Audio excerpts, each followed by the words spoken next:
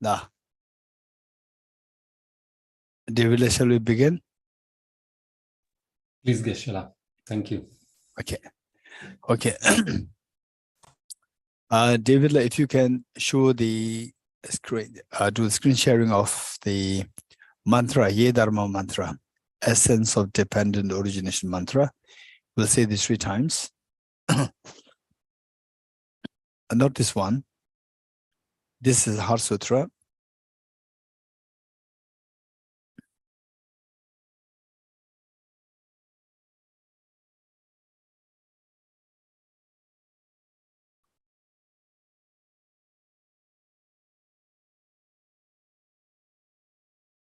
Thank you. Okay, we'll recite this mantra 3 times together.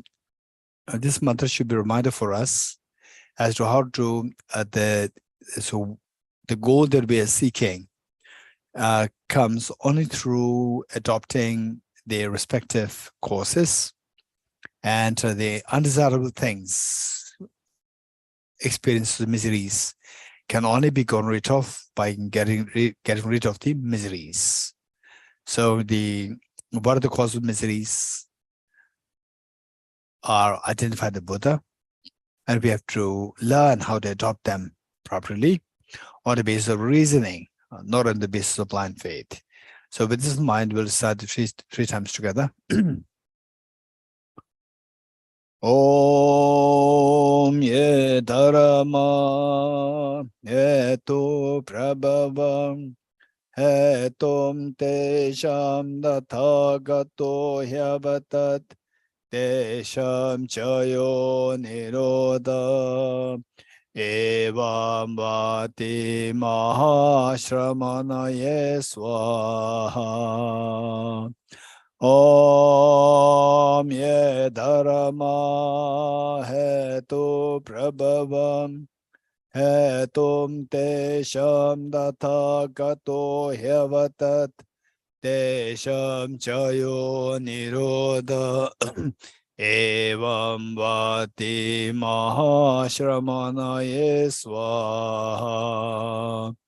Om ye dharma hetu prabhavam hetum tesham dathagato hyavatat tesham chayo nirodha evam vati mahashramanaye swaha. All phenomena arise from causes. The causes are taught by the Tathagata, the cessation causes as well as taught by the great seer. Okay, continuation from where we left last time is the step number, out of the 9 steps, we were doing the step number 4. Step number 4 and 5 usually will go together. And what we learned is that the steps 1, 2, 3, they are so important to make sure that the step number 4 and 5, they're effective. And the step number 4, taking the suffering of others with emphasis on compassion. And step number 5, giving your happiness to others with emphasis on loving kindness. And step number 5, giving your happiness. They are that I'd like to share with you that the teachers, teaching Bodhicitta, teaching Tonglen practice, and how they present, how they make what kind of teachings they give, and what are the real contents. Say, for example, we need to take food to get rid of hunger. This is the common reality. But then what food to eat, it may differ. So likewise, say taking the suffering of others. So I said in 3 kinds of suffering. Take the suffering of suffering change, above its condition suffering. So this is how this one way of doing. It's not that this is the way, and if anybody deviates from this teaching, and they're wrong. So this is not the case.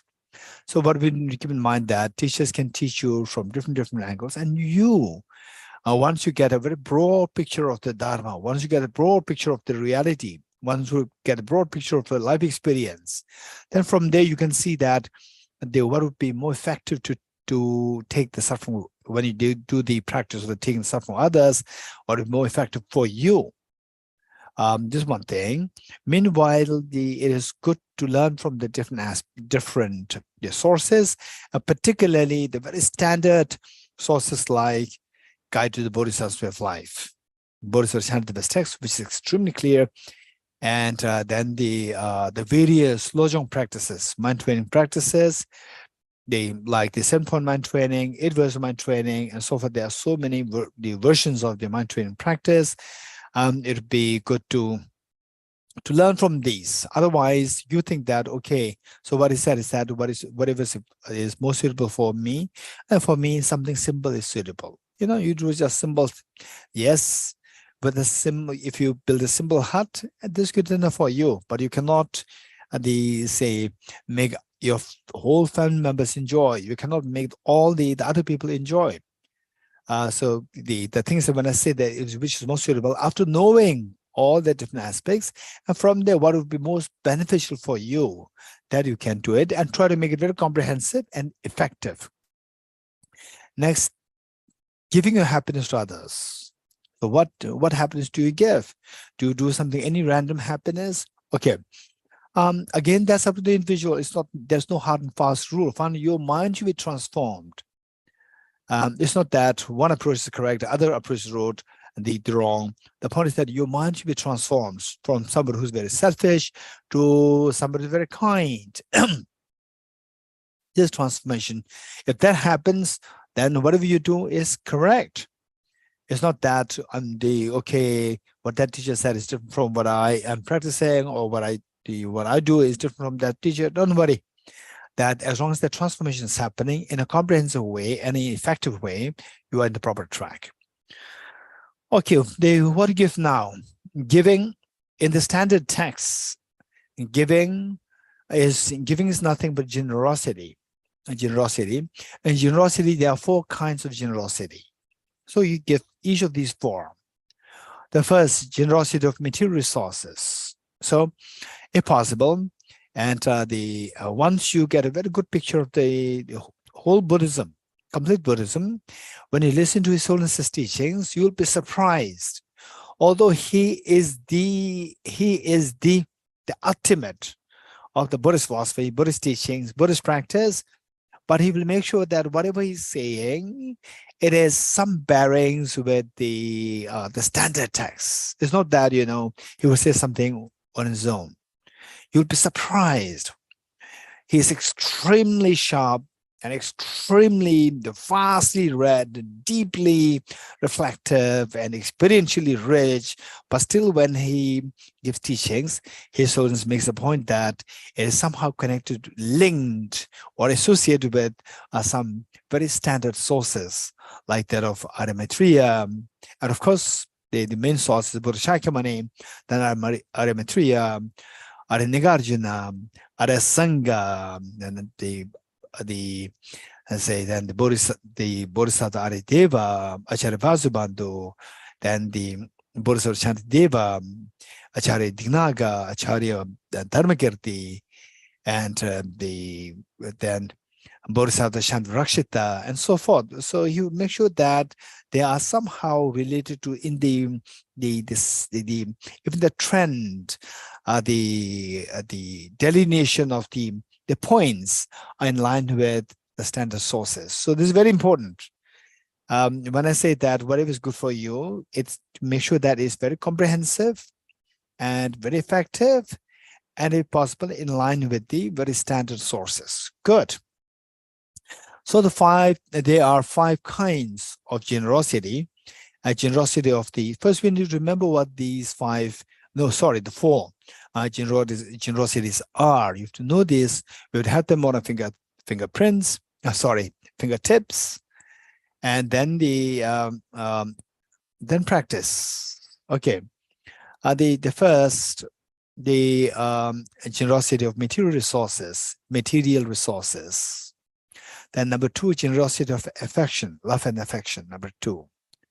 Then number 3, a generosity of protection, and or generosity of fearlessness or generosity of protection. And finally, a generosity of dharma. Let me repeat it. Generosity of material resources, generosity of love and affection, generosity of what is third?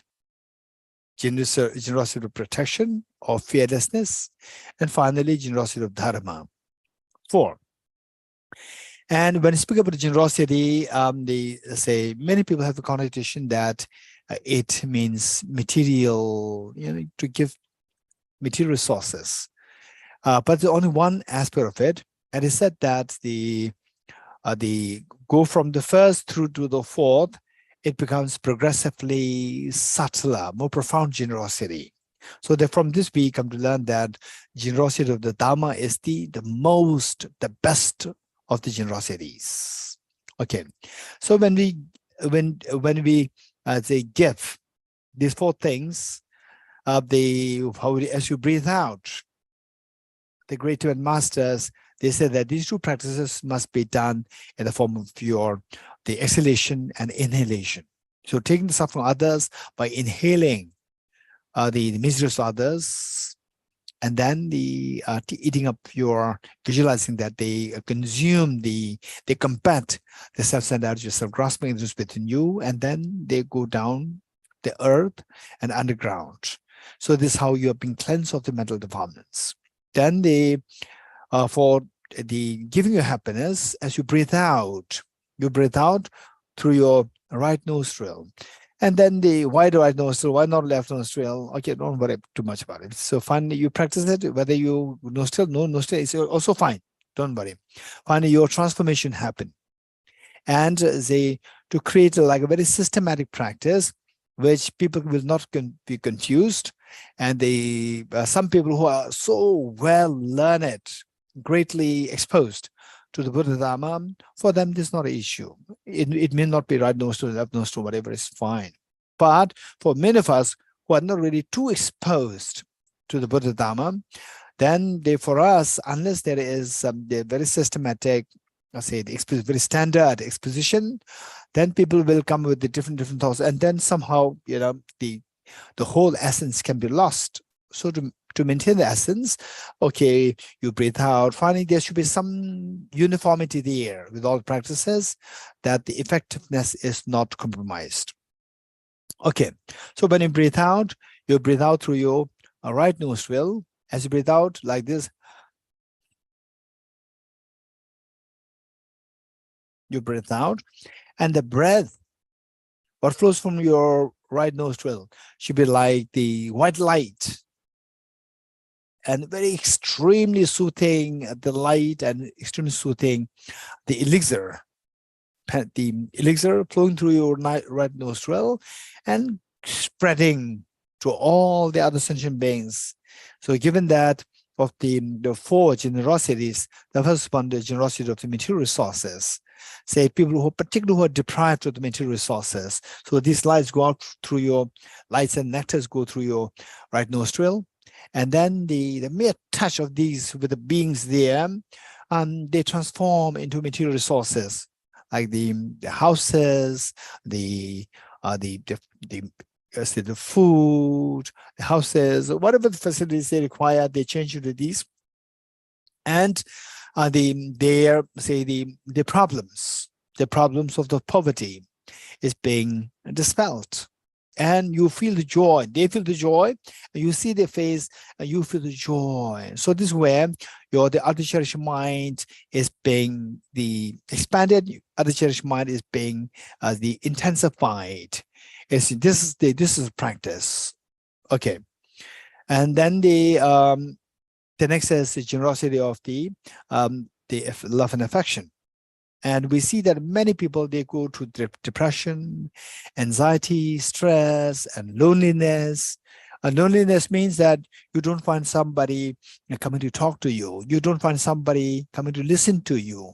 So now what we do is that the as you breathe out, the second generosity, as you breathe out, again the white lights and the very soothing nectars flow through your right nostril, and the comes in contact with all the dear sentient beings, and with everybody craves for a genuine love and affection from others. This is reality. And although some people they say when you try to extend help, they become, they tend to pull back, and they become a little cautious, and they're being very independent. It doesn't mean that they don't love, they don't care for your love. It's simply because that number one, it can have many connotations. Therefore, we require, even to express love and affection, we require skillfulness. For some people, they may take that as offense when it comes to help. Okay, do you mean to say that I'm old? I'm not old. Do you mean to say that I'm weak? I'm not weak. I can do it. They take it as an offense. So we should be very careful, very careful. And also the culture makes a difference. For example, in the Tibetan community, or you say where there's the Tibetan community, Ladakh, Arunachal, and so forth, there, Bhutan also. So there, if the younger ones could assist, let's say for example, me, I'm in my 50s. Somebody who's in 20s come to help me, I would gladly accept the offer to help me. I would gladly accept it. I'll not take it as offense, because this is a culture where it's a gesture of the younger ones' respect for the elders.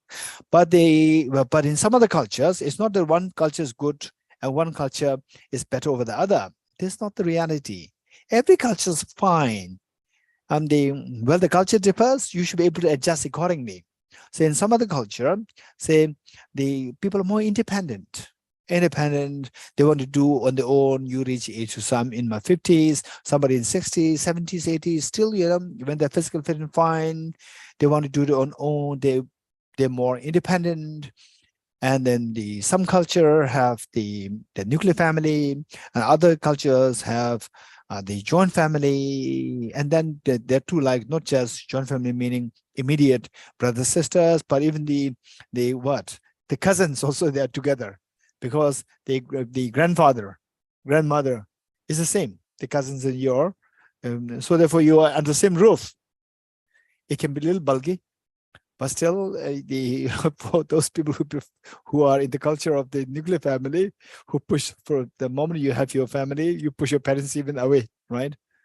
Or the parents, when the children gets married, then push the children away, let the fledglings, birds, go out of the nest, right? So with this culture, it's a different culture. It's a different culture. So we have to know the culture well and then act accordingly. But the one thing which is common is that whatever culture that you are from, everybody admires compassion. Everybody admires your love and affection. This is a reality. But how you express it, you have to be able to express this skillfully in line with the cultural context, a particular cultural context. This is very important. Okay, so with this, the people who go through depression, anxiety, particularly I would say depression, loneliness, we really need to give love and affection. Say we go there, and then even if we can't really talk to them, even if we can't really give solid ideas how to come out of the depression, just listen to the person well. Person wants to say something. Nobody is there to listen to the person. I just listen to the person well, and then you nod your head. You said, yes, I agree with you. But you have to really listen. Not that your mind is distracted. You should really pay attention. You listen to that, and then you try to repeat what the other person said. I agree with you. Then the person could sense that you are actually listening. Then listening itself is a half healing. This is amazing. Instantly, the person will feel uplifted. Oftentimes, when people come to my office with some problems, and I listen to them, then I just, they console them. Then after a while, like half an hour, 1 hour, they feel, okay, now I feel much better. Okay, so this is where this expression of love and affection, this is so important. And with this, the person can easily come out of depression, easily come out of, say, the feeling of the loneliness, the pain of the loneliness. Okay, again, as you breathe out, the your breath flows through your right nostril in the form of one very soothing white light and soothing nectar flowing through all the beings, and the beings particularly going through depression, stress, anxiety, loneliness, and so forth. The mere touch of these nectars and lights with them, they transform into like our Buddha Shakyamuni, His Holiness the Dalai Lama, Avalokiteshvara, Jesus Christ, or the beings who really embody compassion. And then they sit with them, listen to them, talk to them, just have a fun, talk to them, create jokes like this. And you see that, you just visualize that all these people who are going through these difficulties, mentally they feel uplifted, they feel so secure, they feel light. You just imagine that. And then seeing that, you feel the joy. This is so important. You feel the joy that, okay, now I'm so glad that all these people otherwise going through depression, stress, anxiety, they are feeling now so light and so, I'm so glad for you, for all of them. So this is where, when that happens, actually, you're embracing the other sentient beings. It becomes stronger and stronger and stronger and more stable. This is giving this is the generosity of love and affection. Third, the generosity of protection or the fearlessness. And oftentimes we see that people go through fears, so much of fears, some very prominent fears to very simple fears like okay, where will I get job? Or very scary fears like the burglars breaking into a house with the knife, with the word.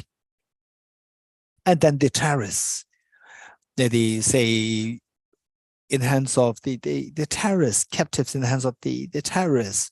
And then the animals in the five-star hotel, in the hotels, the non-veg hotels, where the crabs, the fish, they're put in the tank, and from there the cook just pick it up and then break the legs and put in hot oil. These are all the fears. Nobody wants to go through these pains. And KFC again, these are the realities. How many millions of poor chickens are dying just for our food? This is extremely unfair. I would say totally unfair, extremely unfair. And at one point, there was many years ago, like 14 years ago, I had a pain in the ribs. Actually, it was not ribs, it was my lungs, pain there. And I did not get a proper diagnosis. Then the doctor sent me to Delhi hospital, and the hospital, they took a biopsy. And after that, for the biopsy, I was put on so first of all, they pierced this part with the needle, big needle there. And then when it was put, the doctor warned me, radiologist, he warned me that you're going to have little pain, although we're going to give a local anesthesia, but still you may have pain. You should bear with us. And you should bear with us. And if you have any questions, you have to ask me now. When the procedure is being carried, no questions. You have to just follow what I say. And if you move an inch, all the procedures should be repeated. So you have to go through the pain again. This is warning that he gave. And finally, then, yes, I said, I have no question. I'm left with no question. I said, no question. So now, next day, I was there. Then he put the needle, and when first the local anesthesia, and then the put needle there and then piercing through my lungs. And this, for him to check whether it really pierced the lungs, he had to again put me with the needle on. He had to put me in this scan, in the big machine scan. And then only when he saw that, okay, now it hit the lungs properly at the right spot, then he took me, and whatever he had to do, he did. So when he was actually injecting or putting needle on my lungs, they say the kind of the feeling was extremely painful, and I was excruciating painful and very strange feeling. Is that like it's just a fine needle. It's a fine needle, but that the feeling that I get is so like I'm just being pressed under the borders. This was the feeling that I was getting, and very painful, very painful. And then after taking the sample, the biopsy, then just a random thought came to me that, okay, no, for me, there was the local anesthesia, and it's not a knife. It was not like a dirty knife cutting me, but there was anesthesia there, local anesthesia. And it was not a knife, it was just a needle. And still, I could not bear the pain. What about these poor chickens in KFC? No anesthesia, no needle. It's just a knife just slitting your throat. And I say that this is so unfair, extremely unfair on a part, extremely unfair on a part. This is too much on the part of the human beings to kill somebody. And for us, that we are sensitive to our pain, so they give local anesthesia. It's just a very tiny needle, not a knife. And then a nurse was there. Particularly, there was one Tibetan nurse who was brought by one of my friends to take care of me. And I asked the nurse, if you are vegetarian. She said, I am non-veg. Then I said that this is so unfair on the part of the human beings to inflict so much of pain on the poor animals, KFCs and so forth. And it's so unfair. So look at me with the local anesthesia, with just a needle, not a sword, not a knife. Still, I could not bear the pain. And these poor chickens, no anesthesia, is a knife just slitting the throat. Is so unfair, just for our 5-10 minutes of enjoyment of the food, the taste, just to make the tongue happy. We are just creating so much pain on the animals. And I asked her, this is reality. Do you think you can become vegetarian? And she said yes. And I'm so glad that I met her again after 1 year. And her friends, she must have reported this to her friends also. And the friends, they were telling me that Geshe, she's still vegetarian. Okay, so what I'm saying is that this is amazing. So while we think of these, find it for the good of yourself, not really for the animals. And yet, when you really reach to that level of the practice, then you see that the concern for the animals is concern for other beings. Is number one. You start from the self, and then we'll reach to the point of being concerned for all the beings, like the mother feeling having a deep sense of concern for your children. This is exactly what you feel towards all the beings. Okay, this is what happens. So with this in mind, giving protection, giving the fearlessness. So just imagine that as you breathe out all your virtues, all the good qualities that you have, the virtues that you have, all these virtues, they are being shared, or they're being sent through in the form of these white nectars, white light through your right nostril, and then to all the beings, like the poor chickens in the KFC, like the poor animals in in these various hotels, in this tiny tank with all the big fishes, crabs over there. And then they are sent to even the victims in the hands of the terrorists, and the victims are about to be killed by the terrorists, and the poor people, for example, in the various war zones, and in the various the area of the natural disasters, and then these nectars and white lights, they go to them, and the mere touch with them, they transform into the Buddhas, bodhisattvas, then the Manjushri, Avalokiteshvara, his son is Dalai Lama, and so forth. And then you also there. It also manifests in the form of yourself there. And then say, for example, with the terrorists, imagine that you're talking to the terrorists, you're talking to the terrorists, and then you pay some ransom to the terrorist to release the person, and the person meets with his or her family members. They were so happy, reunion. You get the feeling of joy, of the fearlessness that you are being spared, rescued. So likewise, they say the crab, all these animals in the hotels, they're being spared. They meet with the kids, and they're so happy. The poor crabs, they go into the ocean. They're so happy. So just see that you give the fearlessness through these forms, and then when you see that they are so happy, you feel the joy. You feel the joy over their happiness. This is when you embrace. So this embracing again becomes expanded and becomes stabilized. Okay.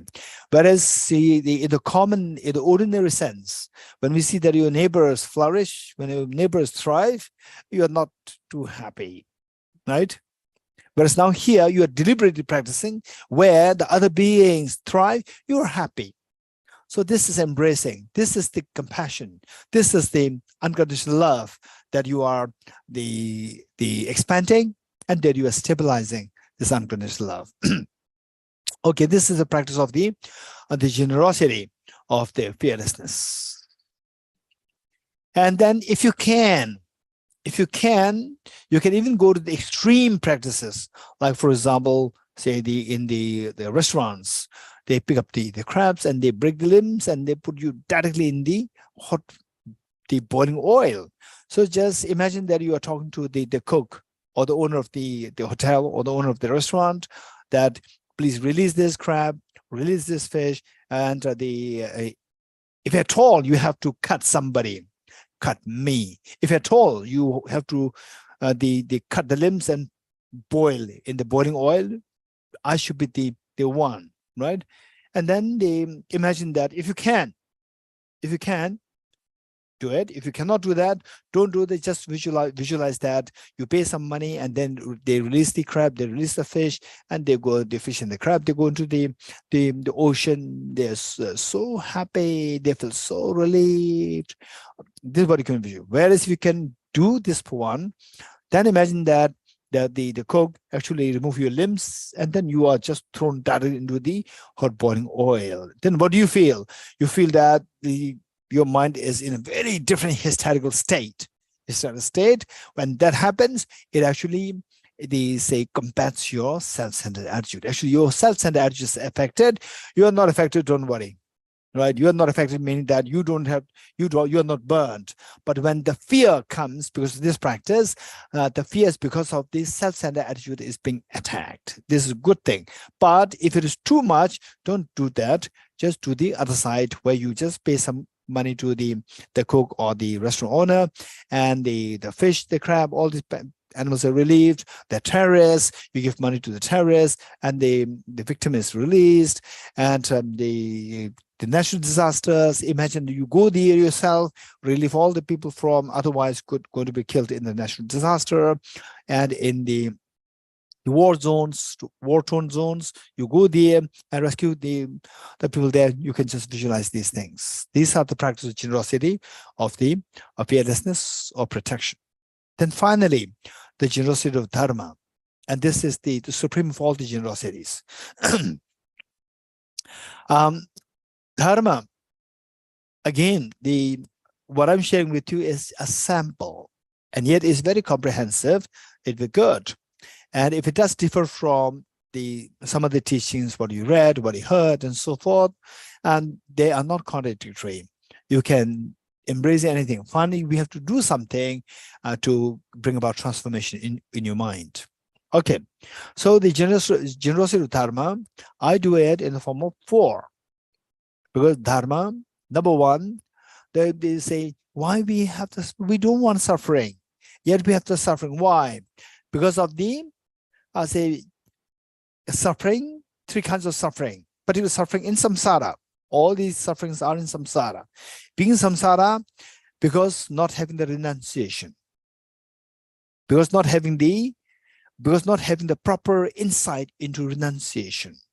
So first, the teaching of the renunciation, so the beings will be liberated from all the causes of the miseries, will be liberated from causes of the samsara. So first one is giving the dharma of the renunciation, number one. So dharma of renunciation, so that the beings can stay away from, primarily staying away from miseries, and staying away from the causes of miseries, staying away from the negative karmas. And of course, you can go into more detail. Renunciation is not only renouncing the negative karmas, renouncing all the three miseries. Renunciation, number one. So the beings will be freed from suffering in samsara, number one. So what we do is that as you breathe out, again, with white nectars, the soothing lights, they go through your right nostril, then come in contact with the beings. Immediately they transform into the Buddhas, Bodhisattvas, and then you're giving teachings to them, teaching on the renunciation, the teaching on, say, the Dhammapada. Dhammapada is actually very good for renunciation. Dhammapada. This is something common between the Amana teachings and the Pali teachings or the Theravada teachings. Dhammapada is a very powerful teaching, actually taught by the Buddha himself, and later compiled by the Arhats. Okay, then imagine that the beings, they're like woken up from the dream of engaging negative karmas. They're woken up. Oh, I should refrain from negative karma so that I don't have to suffer myself. Consequence of negative karmas is suffering, and consequence of all these causes of the miseries is to suffer. So now I'll be free from suffering. I stop the cause of the suffering after learning about renunciation, number one. Then the second one, the teaching on bodhicitta. And not only that, they want to stay away from miseries, they want to embrace the maximum happiness. And what makes you embrace the maximum happiness is the practice of bodhicitta. Unconditional love, and the unconditional love, infinite to infinite beings and infinite joys. So this is given to you by bodhicitta. So next is the teaching on bodhicitta. As you breathe out, the light nectars, they flow the mere contact, make them transform into the Buddhas, Bodhisattvas, and then giving them teachings on bodhicitta, the benefit of bodhicitta. And they've been convinced, oh yeah, this is so wise. So far, I've been just under the influence of the self-grasp, self-centered attitude. Today, I'm disillusioned by that. By this teaching, I can see that the bodhicitta, this is one which helps me to embrace the maximum happiness, not the selfishness. Selfishness actually destroys my happiness, while I engage in selfishness, thinking that I'll get maximum happiness, but it in turn destroys my happiness. And the wisest thing to do is to embrace all beings with the bodhicitta, spirit bodhicitta, for the benefit of sentient beings. Then imagine that all beings so convinced, and then they start to engage in a very warm and affectionate way, embracing all of the mother sentient beings' love and affection, and finally to the bodhicitta. And then you feel the joy. Okay, number 3. Renunciation, the first two teachings, renunciation, bodhicitta, they are in the form of aspirations.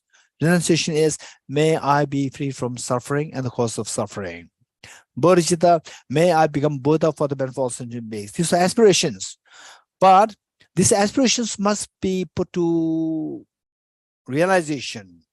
We need to see how to realize these aspirations, how to materialize these aspirations.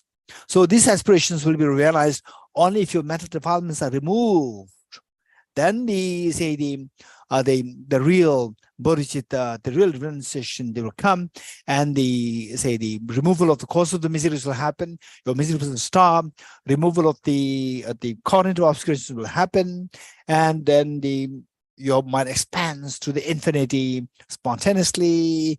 So all these things happen only by removing the mental dirts, mental defilements. And how to remove the mental defilements? The only liberating path is the wisdom of emptiness. So the number 3 is the generosity of the wisdom of emptiness. Third, generosity of wisdom of emptiness to actualize the two aspirations, two goals of the two aspirations. Again, when you breathe out, you visualize that the nectars and the very soothing lights flow through your right nostril, comes in touch with sentient beings, and they transform into all the Buddhas and Bodhisattvas, giving teachings on emptiness. Imagine the Buddha Shakyamuni in Rajgir, giving teachings on Heart Sutra, giving teachings on the 100,000 verses on the Professional Wisdom Sutra, and so forth. In other words, giving teachings on emptiness. Just imagine that. And then all the beings, they realize emptiness, and all of us here, whatever degree of emptiness experience that you have, from there, what is the feeling like? For some of you who are more exposed to the emptiness concepts, you have some glimpse of experience emptiness. So then what happens? The moment you get a glimpse of emptiness, your agitation subsides. From there, you can infer that I can practice this more deeply, more dedicatedly, then all my agitations will subside completely and I'll become totally fearless. And my cognitive obscurations can also be deleted, and that my mind can experience the ultimate ease. So imagine that this is what exactly happening to all the sentient beings because of the teaching on emptiness that they're receiving from all the Buddhas, Bodhisattvas through your, say, the kind gesture. And then you feel the joy. Then finally, say number one, renunciation, number two, bodhicitta, number three, the emptiness. Then number four is the union of bliss and emptiness, the teaching on the union of bliss and emptiness. That is to expedite the path. So to expedite the path, we need to engage in this practice of the tantra, but as we should not really hurry to go into tantra. Oh, this shortcut. Yes, it is shortcut. But shortcut means, for example, like say, what takes somebody by car, like 1 month, 2 months, by rocket, it's going to be just a few minutes by rocket. But to go by rocket, we should be extremely skilled. Otherwise, the rocket meets with the one pebble, the rocket will blast. So we should be extremely careful to make sure that you don't even meet with the flying pebble. Whereas if you are cycling, a pebble hits you, no problem. You will not blast, right? You will not even fall. A small pebble hits you when you are cycling, it will not even fall. You will not even fall.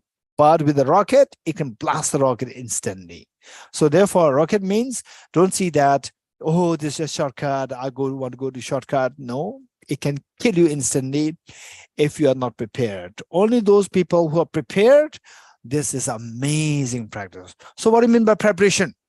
Preparation in renunciation, preparation bodhicitta, preparation when the wisdom of emptiness. Only when you are intact with these three practices, where you reach to some level of experience on these three things, then you are ready for the practice of tantra, with what is known as the union of bliss and emptiness. Just imagine that because of your generosity of giving the three kinds of dharma before, now you imagine that all the beings are ready for the right vessel for to receive the teaching on Vajrayana or Tantrayana. And then you give the teaching on the Tantrayana, the union of bliss and emptiness, and that the beings instantly, their path to enlightenment is being expedited. And then you feel the joy. Okay, so this is practice of the giving. Done. And then actually it would be good if we can do it together. But since we are run little, we have a lot more to do, like reading the Guided Bodhisattva's Way of Life text, which is so precious. I want to keep there's a lot of time for that matter. Okay, the next. Number six. Number 6 is actual exchange of self and others.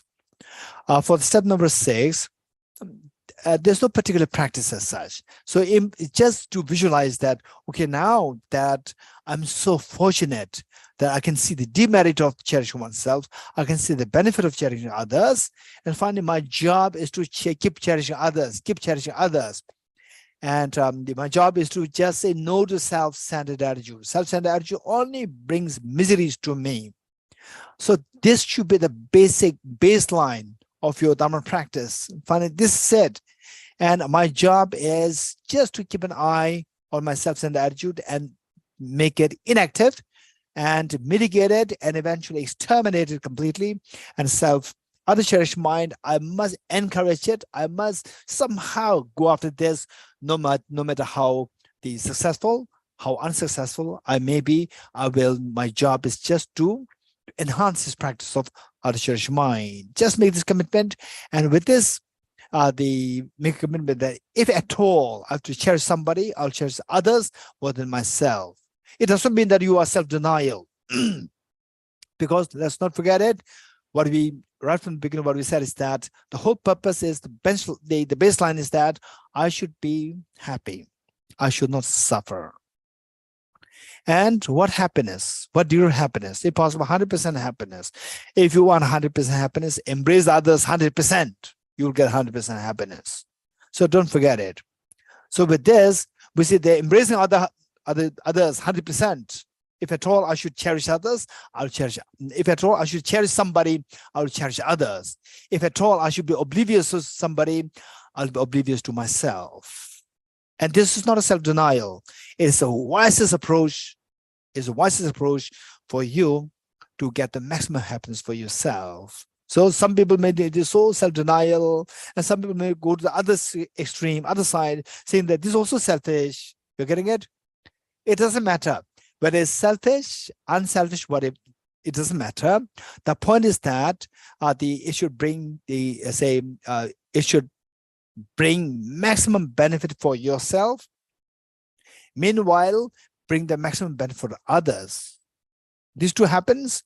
Say benefit for others, benefit for you. This is the best. This is the best choice. It's not that other cherishing means you have to suffer yourself. No, not necessary. But suffering yourself, if you get the maximum benefit, go for it. Not suffering yourself, if you get the maximum benefit, go for it. And the wisest thing is that what's the real practical answer is that only if you embrace others the maximum, you get the maximum happiness. This is a win-win situation. Win-win is the best. Win-win is don't feel guilty that, oh, I'm enjoying by loving others. I'm enjoying. It's very selfish. No, you take pride in this. This is so good, right? In the first place, you say that I'm going into Dharma because somebody else is suffering. No, this is not how we started. I'm coming to someone because I have so much problem. I want to get rid of these problems. This is how we came. Now you're getting, your suffering has been removed. Your happiness expanded. Meanwhile, others have benefited. This is win-win. This is so precious. This is the wisest approach. This is wisest approach. There's nothing wrong in it. Not only there's nothing wrong in it, there's so much, there's infinite merit to this. It's so wise. Okay. So you make a commitment that if at all I should cherish someone, I will cherish others. I must cherish others to save myself. I must cherish others. The moment you get the chance to cherish others, you see that this is the safe haven for me. This is the panacea to protect me from the act of the selfishness which destroys me.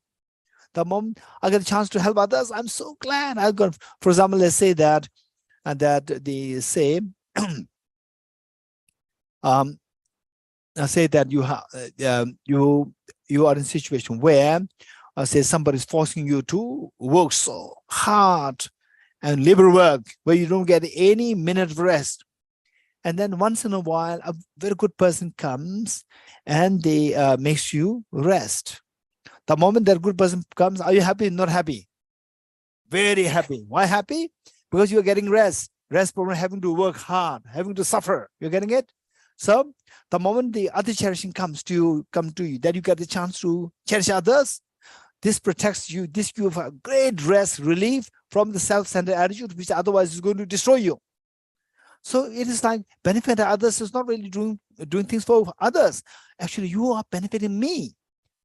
You are protecting me from the selfishness. And selfishness is destroying me. You are anyway like taking me away from suffering caused by my selfishness. You are so kind. So there's a feeling of gratitude coming. to the beings. The moment you think of cherishing others, you feel the extreme sense of gratitude. When you feel the gratitude, are you unhappy or are you happy? You're very happy. You're getting it? So this is so beautiful. Cherishing others, and there's a joy, feeling of gratitude coming in you.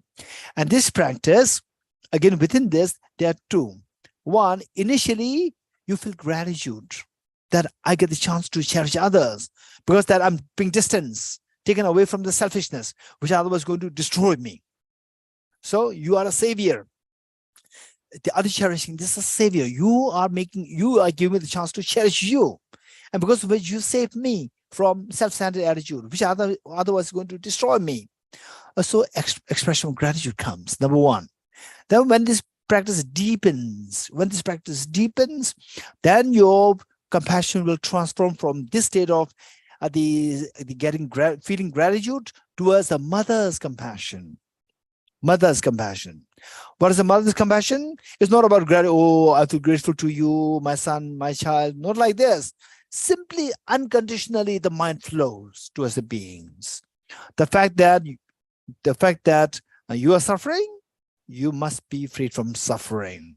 The fact that you are not happy, you must be free. This is the agenda. So somehow your mind, your compassion will transform from the level of the gratitude to the level of the mother's love, which is so beautiful, which is not really saying that, oh, you're so kind to me, therefore I'm being kind to you. No, just for no reason, unconditionally, mother's love flows towards the beings. This will happen to you when your compassion grows to to some extent of the development. Then it'll transform from the feeling gratitude towards other beings to the mother's love, where you unconditionally feel love and affection towards others. So meanwhile, that you will not really care for yourself. You don't care about yourself, yet the maximum benefit is what you get. Without you wanting it, you get it. Maximum benefit. All your suffering is gone. Your happiness expands infinitely. The more your compassion becomes unconditional, like the mother's, with all the beings, the more your happiness expands infinitely. And this is the fulfillment of your initial aspiration, that I should have the maximum happiness. I should have happiness. What is your happiness? If possible, 100% happiness. So this is accomplished without the tinge of selfishness. Okay, this is the practice number 6. Then from number 6, we move to number 7. Number 7 is, what is number 7? Anyone? You remember what step number 7 is? Okay, Gorilla. Ishila, a special recollection of the kindness of others. Special recollection of the kindness of others. Thank you, Gorilla. Thank you. Special recollection of kindness of others. Okay, now the next point is that, yes, this practice looks so appealing, but to be very practical when I go to work. When I go to work, I have a difficult boss, I have a difficult colleague, and my mother is very complicated, my son is very complicated, my husband is very complicated, my wife is very complicated, so it's all this complicated. So practically speaking, is very difficult, but it sounds so nice, but practically it's very difficult. Okay, so the point is that let's not forget our main goal. What's the main goal? Main goal is for your own happiness, if possible, 100% happiness. So then the next step we reach is that if I want 100% happiness, happiness is nothing but the embodiment of love and affection. Number 2. So depending on how much, depending on what degree of love and affection that you feel towards others, that determines the degree of happiness that you are going to experience. So if I want infinite happiness, I should have infinite love and affection towards the infinite beings. Okay, but is this possible, this question? So practically, in theory, in principle, it's nice, but in reality, in practice, it's very difficult. And many of us may say it's not viable, it's not possible. Okay, so before we say not possible, possible, yes, it's possible because Buddha Shakyamuni did it and so forth. Before we say this, we start from a very clean slate. That's I'm not sure. I'm not sure. Don't jump to conclusion. It's not possible. If you say it is not possible, you will not work towards that end, and then you will continue to suffer. So let's start from the wisest thing to do is start from very clean slate. That I'm not sure if it is possible. I would be wonderful. I want to know how it is possible. Okay. In the history of the humanity, in your life, if you were to look at the mechanism of how love and affection is generated in terms of examples, not necessarily the mechanism, but the real examples, say, where there's no love, okay, where somebody demonstrates intense love.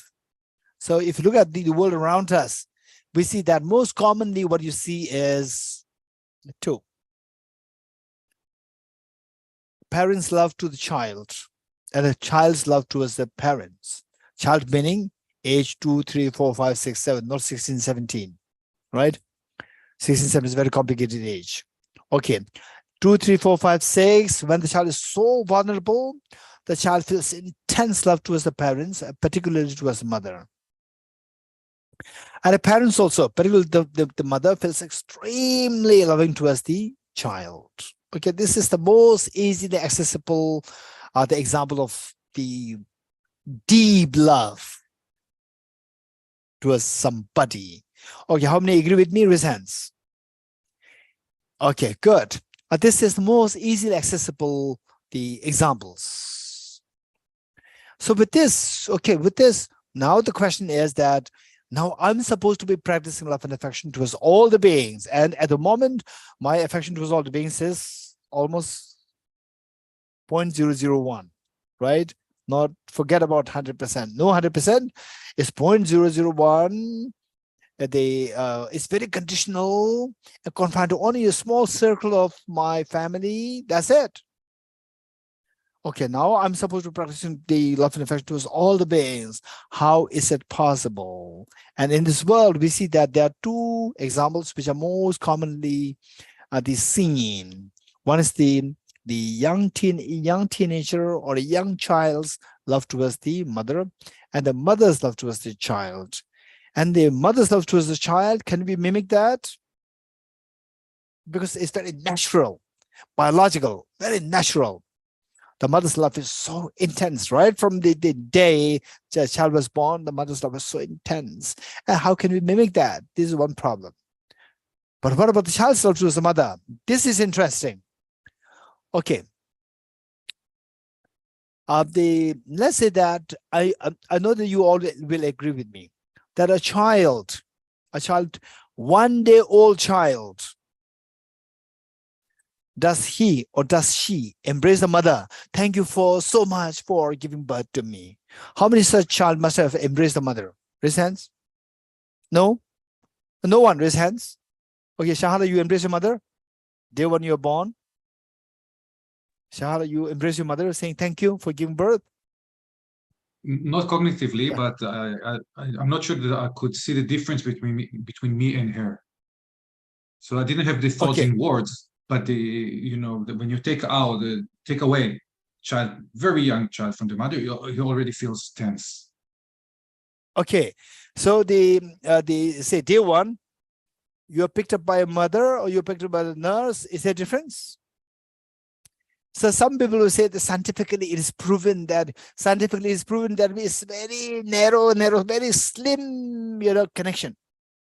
There's no difference, to be very honest, for the child. A mother picks up the child or the nurse picks up the child. For the child, there's no difference. You are in the new world. All people are very different. Day one old child. Okay, how many of you would agree with me? Right, except for this very minor, slim possibility that child, even in the mother's womb, you heard the mother's sound. This is a very slim. Even the brain of the child is not developed fully.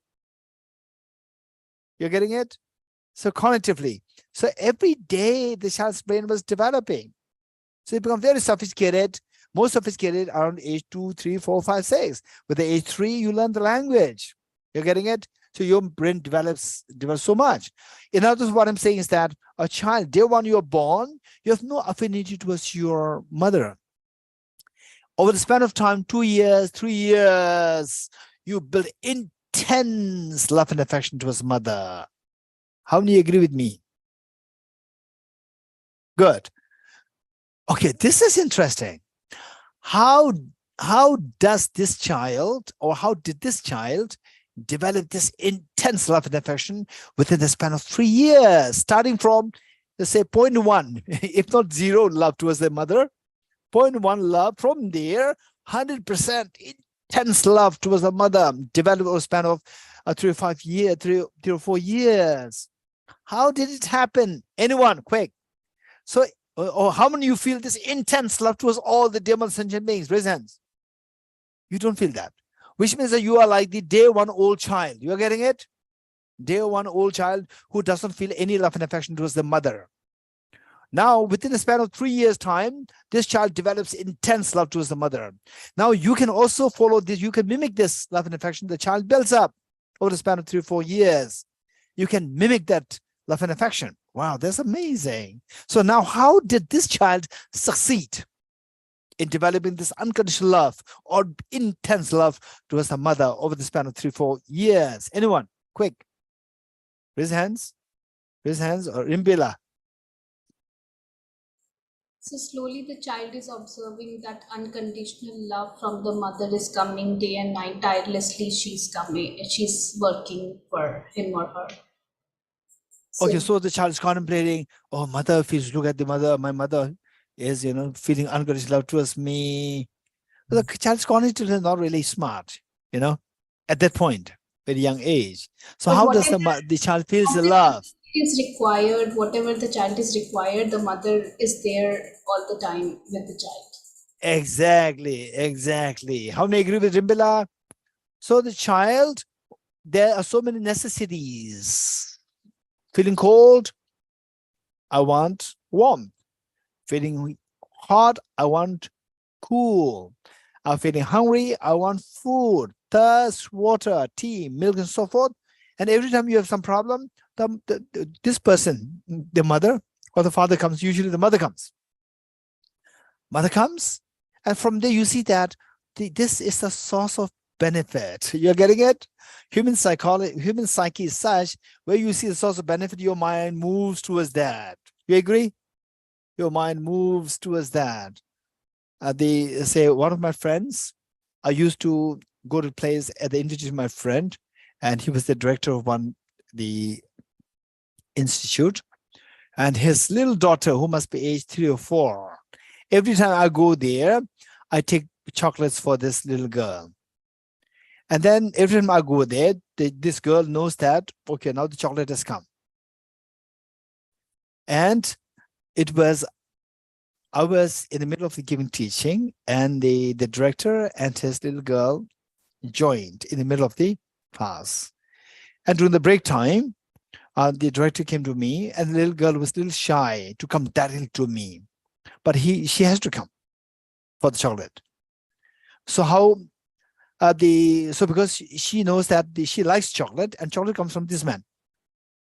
So what she was doing was that she has to come close to me. If she doesn't come too close to me, she'll not get it. So how does she come close to me?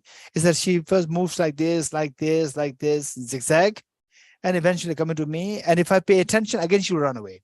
So I should not be paying any attention, just ignore. And then she'll come close and sit close by me. And then I pass the chocolate, she takes it, and then she leaves. So there, she feels close to the source of the object, which makes her happy. You're getting it? So what makes you happy? That is known as a benefit. So this little child develops this love and affection, feeling closest towards the mother, seeing the mother as a source of benefit. How many agree with me? Raise hands. How many agree with Rimbila? Raise hands. Good. Now, if you can develop this,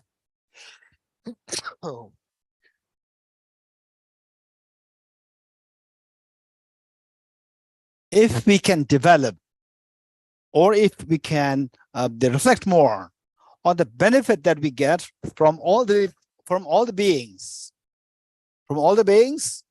then your mind will flow towards all the beings, where your mind will feel close to all the beings. This is known as the feeling of closeness, affection towards all the beings. Okay. How can I benefit? How can I see the benefit for all the beings? Look at my neighbor who's so nasty, so unkind. So how can I say, I can't imagine and seeing the benefit from this person. How can I see the benefit of all the beings? Okay. So that's why it makes sense, That's why it makes sense. That's why it makes sense. Next, how can I see the benefit of all the beings? Okay, from my near and dear ones is fine. For the neutral beings, I don't know. And from the difficult part, no way. You're getting it? So me, when I must be 20 years old. I joined the Institute of Buddhist Dialectics and I was so keen on the practice of Bodhicitta. And there was one person who I'm not going to share with you. There was one person in my life since my childhood, in my life, extremely difficult. The mere thought of this person makes me move into agitation, right? Okay, so this young boy, age 20, and then 21, 22, all these years, he was very serious practicing Bodhicitta, right? The sevenfold practice and the method equalizing exchanging. And finally, the last step, sevenfold, step 7. And the equalizing exchange method, step 9. When I reach that level, then what is the last step? Bodhicitta, may I become Buddha for the benefit of sentient beings. The mere thought of this person, very difficult. Then my mind, may I become Buddha for the benefit of all sentient beings, except for this person. So look, this is not Bodhicitta. If you say that, if you exclude somebody, this is not Bodhicitta in the first place, right? So how can this be possible? This is the question. How can we see the benefit of all the beings? Okay, quickly. The beings that we can think of, all the sentient beings, we can't really think of, oh, you are beneficial to me, you are beneficial to me, you are beneficial to me. There are 8 billion human beings on the planet Earth today. There are innumerable trillions and trillions of the worms, sea creatures, the creatures in the wilderness, trillions and trillions. How can you think of one by one? Your lifespan is too short for that. But there's a way out. What is the way out? That instead of doing one by one, you group all the beings into 3 categories. You put them into 3 groups. 1, the near and dear ones. Number 2, the neutral beings. Number 3, the difficult people. Okay, into 3 groups. You cannot imagine any sentient being who does not fall under one of these 3 groups. If you agree, raise hands. Good. Now your job is just to practice 3, not infinite, right? To see the benefit of these 3. 3 is doable, but infinite is not really practical. Okay, 3, and that suffices practicing your love and affection towards all the beings. That's beautiful. That's beautiful practice. So first, the near and dear ones. Near and dear ones, easy. That you get a benefit. Your mother give you, for many of us who are more sensible, and you think of your mother, you think of your dad. This is amazing. Say, this is what everyone can think of, the benefit that you get from your mother and father and your very close ones as a source of benefit for you. Yes, this is easy. But what is more challenging is the neutral beings and the difficult people.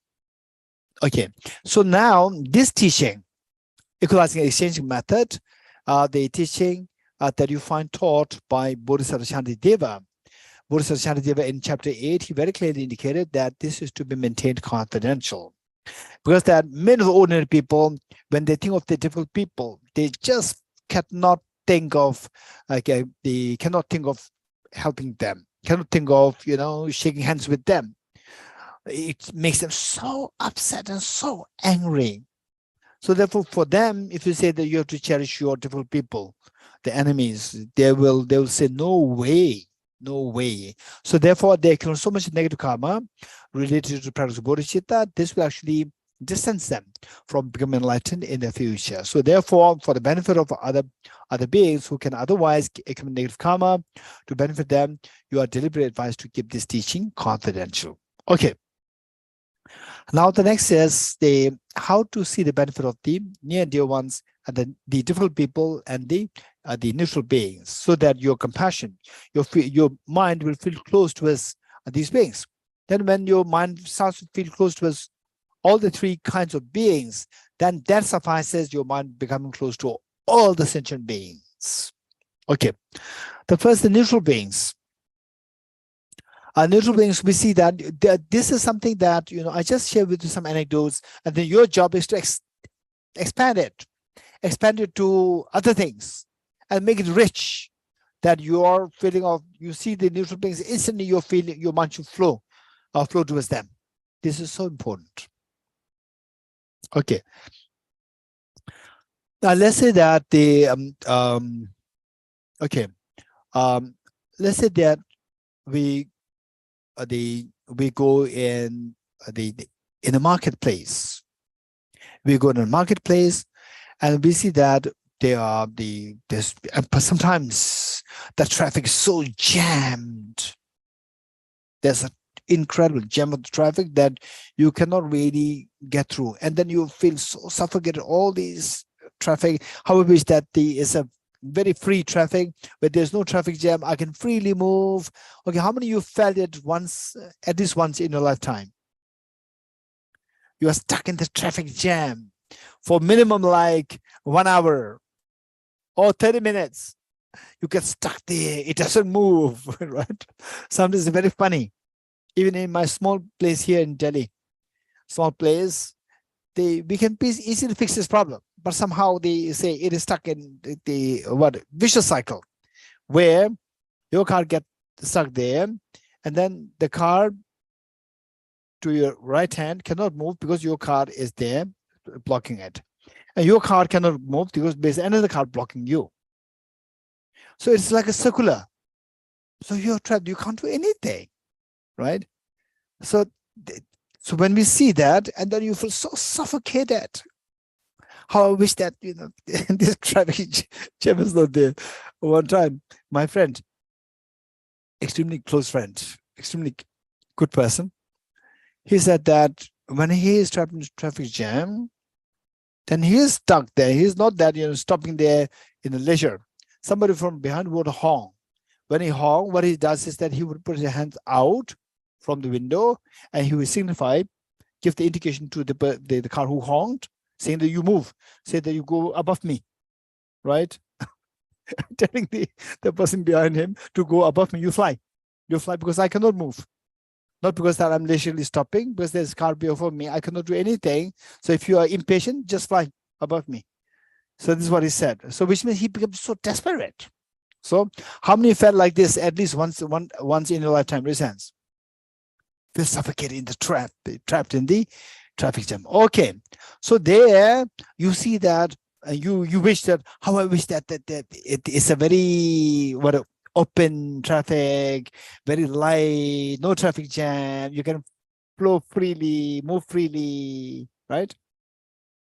So likelihood that somebody, let's say, likelihood that if there is an accident happen to you in a place where there's nobody moving, no cars moving, no person walking around, if you are to an accident, you get stuck there, you can die.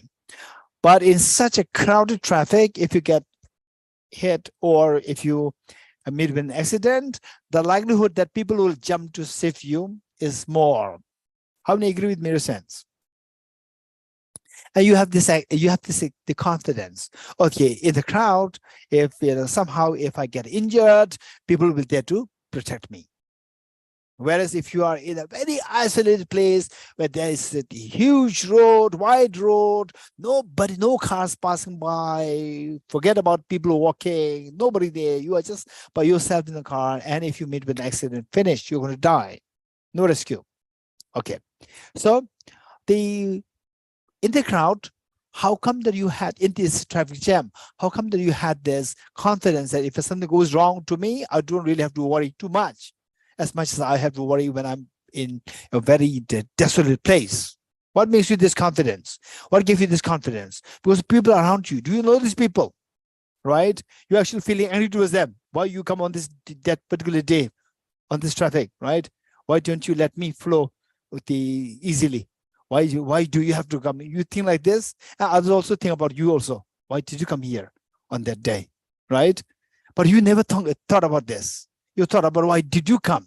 You never thought that they're thinking why I am here today, right?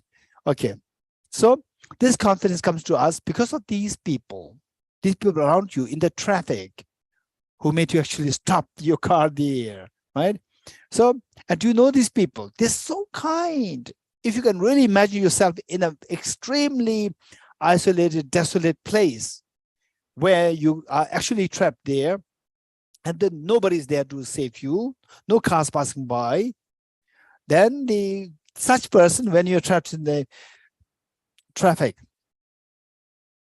and when you feel, oh, in case if something happens to me, then I should not worry. There are people. I'm so grateful to these people. So grateful. Grateful meaning that they are giving a sense of security to me. They are a source of benefit for me. Right? So this is the one thing that we need to think of. Number one, how they give you a sense of security, sense of safety. And then other things, small things like, for example, say here in Delhi at the moment, the temperature-wise is not too high, but still is so warm, you require AC, humidity is high, AC. And this AC, it just costs like Indian rupees, say like, I don't know, split AC is like 30,000 rupees or 40,000 rupees, if good ones. 40,000 rupees is nothing. If this AC is to be commissioned just for you from the scratch, minimum it'll cost you like billions of dollars to make this AC. Forget about AC, even this pen, this tiny pen, which I get for like 10 rupees, is how many? Like 2 or 3 the pence, right? 2 or 3 cents. It's so cheap. But if your mother is to make this just for you, it'll cost you minimum billions of dollars because it involves metal. It involves plastics. So these plastics, they should come from the petroleum, and the metal come from the iron ore. And all the big machineries, factories are required to produce this. So for this will minimum cost you billions of dollars. And why do you get it so cheap? Just few cents. How come that you get this so cheap and you have the luxury of using this? And just imagine that usually, in a way it's like a joke, but in a way it's very true. That say 1,000 years ago, 2,000 years ago, even the kings and the queens, they did not have the privilege of using this pen. They had to use the quills, the feather. The feather, you have to dip it in the ink and use it, and then the uniformity of what you write is not there. So whereas you don't have to do it, you just continue writing for like 2, 3, 4, 5, 7, 8 hours without any problem. And then once the ink is gone, you can toss it and then again get another few cents off, and then you can sim. And if this pen, say like 1,000, 2,000 years ago, if the kings and queens, if they have the pen, this will for sure go into their treasure room. They become one of the treasures of the whole kingdom. But today you get the privilege of using this at such a cheap price. How come that you get it at a cheap price? Because of mass production. What do you mean by mass production? There are so many people buying the same pen. How many agree with me, Rishans? Because of these people's involvement, that you get this pen very cheap. For example, the books, Tibeta's books. This book, if the publisher can see the prospect that this book can sell in millions, this book will just cost you about 50 rupees. But no, I don't think it's even 50 rupees. It'll cost you like 40 rupees. But Tibet House, every time there's a need, we produce only about like 300 copies or 100 copies, which means that this book will minimum cost you in just the cost of the paper, the ink, and the people's work, the workers involved there, the expertise involved. This will minimum cost you like for 100 copies, it'll minimum cost of 500, 1,000 rupees. Whereas otherwise it will cost you 40 rupees. So why the price simply hikes? Where you get this pen for very cheap. Why? Because of the mass production. What about mass production? Many people are buying the same object. And who are these many people? It is their kindness that you are able to have you have the privilege of using this pen at a very cheap price. And who are these people? Do you know them? I don't know them. These are neutral people. It's because of these neutral people that you get this benefit. So you think of anything, food that you eat, house that you stay in, and then even the security that you're getting, that you in your own country sit very comfortably, attend this class there, at the border area, wars are happening, fights are happening, right? Because of that, and there's administration there, of the administration of the country there. So these are making sure that whether they have the intention out of compassion to help you or what, but because of this system, that you get the privilege to stay very comfortably. So you think of any such details, you see that it's the involvement of millions of people that you get the privilege of the safety, you get the privilege of getting these, being able to use these things. Otherwise, extreme going to be very costly for you. It's all because of these millions of people involved. And you know these millions of people? You don't know. And to be very honest, even these pens, when the metals are extracted, petroleum is extracted, initial phase of the discovery of the petrol and so forth, how many people must have died? Initial phase of the discovery. Then they starting to extract in the, say, the professionalists, starting to extract them in great the volume. So all the people, they are being actually collapsed in the mines. Many people collapse in the mines. What about the wife? What about the children? All these, because of these sacrifices, that today things become, they are so effective. The minings, they are so effective, and then you can get these things so cheap. So think of this, we see that neutral people, they're extremely, extremely beneficial for us. And then also think of like this, for example, you walk in the street, and the people around there, you can walk very freely without any fear, right? And in some places, when you're by yourself, just walking in the night, and people can easily rob you, do things. And then some countries may say that, oh, no, this is not, in our country, it's not like this. We can freely walk. Anybody can walk freely in the night, right? Why? Why your country, you don't have to fear that? Why? Because of the, say, the security offered by the government, right? What do you mean security offered by the government? Why the government has this thing? Because somebody many years ago made it a proper planning. Do you know that person? Did you ever think about this person? Never. And this person is being supported by the family, supported by other colleagues. Do you think about these people? No, because of these, that you can now walk very freely in the night. And those people who cannot walk freely in the night, in the daytime you can walk freely because of the people around you, strangers who are walking along with you. They give you the protection. Do you know these people? You don't know these people. And what do you mean by VIP? Okay, let's say VVIP. How do you distinguish between ordinary person and VVIP in the street? Anyone?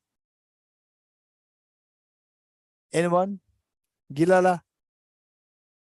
How do you distinguish between a VVIP and an ordinary person coming on the street? Gilalat? Or anyone? Raise hands. Okay, Taruna. The VIP will be surrounded by bodyguards. Yes, this is one of the easiest ways you see. We are surrounded by the bodyguards. You say, oh, this must be VVIP. So, and then you see that, oh, it is very privileged. Actually, you are more privileged than the VVIP. Because you also have the bodyguards. In the daytime, you can walk freely. In the nighttime, you cannot walk freely. In the daytime, why you are walking, why you can walk freely? Because the people around you, they give you the security. What's the bodyguard? The job of the bodyguard is to give you security. And the ordinary people around who are walking around you, who may be cursing on you, actually they are giving you protection. They give the sense of freedom, sense of security. So VVIP bodyguards, they're very complicated. You have to feed these bodyguards. You have to pay them. And your bodyguards, you don't have to pay, it's for free. And VVIP bodyguards, they will come even in your toilet. But your bodyguards will not come to your toilet, right? When you want privacy, they will they'll give privacy. When you want security, they will be with their crowded. You're getting it? VIP security, the bodyguards, they will not give you privacy. So for security reasons, we have a responsibility that to check your toilet, to check your room, and so forth. We should be there, right? You have no privacy. You have to pay them. So whereas the bodyguards, they work so effectively. When you don't want them, they're not there. When you want them, they're there, right? The moment you finish your work, you get home, you don't want them, they'll not come to your home, right? You're free, you can relax, you can have tea easily, comfortably. And when you go to the toilet, they will not follow you, right? And you don't have to pay, it's all for free. So if you think like this, it's a party joke, but this is a really very profound teaching, right? Do you know these people? You don't know these people. These are neutral people. These neutral people give you such a protection. Okay, finally, difficult people. Let me make it very short. Two things. For difficult, how can you see the benefit that you get from the difficult people? Let's say that we talk about let's say one, as we talk about the legendary boxer, like what is that? Muhammad Ali, or let's say Mike Tyson. They are really legendary boxers. And for them to become the legendary, if you are a boxer, okay, if you're a boxer, do you want to become say ordinary boxer, just average boxer, or a legendary boxer? If you are to be a boxer, okay, Shahala, you tell me. You're not a boxer, I know. Was the legendary #1 in history? Yes, #1 in history. So what is that? What is that? What they call it? All time. Greatest of all time. Greatest of all time, right? Particularly when they're so angry, they said, "I'm the greatest of all time boxer," right? And Mike Tyson, I'm very impressed. He, when he was very calm, normal, there's a great warmth there. It's amazing. Great warmth, humility. He would never say that I'm the greatest normally, but in fighting, he would say, "I'm the greatest of all the time," right? Otherwise, he never said it. He would always say that Muhammad Ali is just above me. This is what he said. This is amazing. Okay, what I'm saying is that take it very seriously. It's just an example, and you relate this to other things. Where let's say this Muhammad Ali, let's say that if his mother were to be his coach, he can never be a legendary boxer, because the mother will give a very soft punch. With a soft punch, you will never learn how to stop the hard punches. And how can you say that you are a legendary boxer? Only when you have the art, you have the skill to stop all the hard punches. For that, you have to be trained to stop this. For this, there should be somebody to give you hard punches. Only then you will learn. If your mother is your coach, you will never become a legendary boxer. So the one who gives you hard punches will make you to the level of the legendary boxer. So therefore, difficult people, they make you to grow. They make you to grow. They're amazing. They make you to grow. They will really make you to grow to attain Buddhahood. And they say that finally, what is the real enemy is not the difficult person, is your own self-centered attitude and self-grasping ignorance.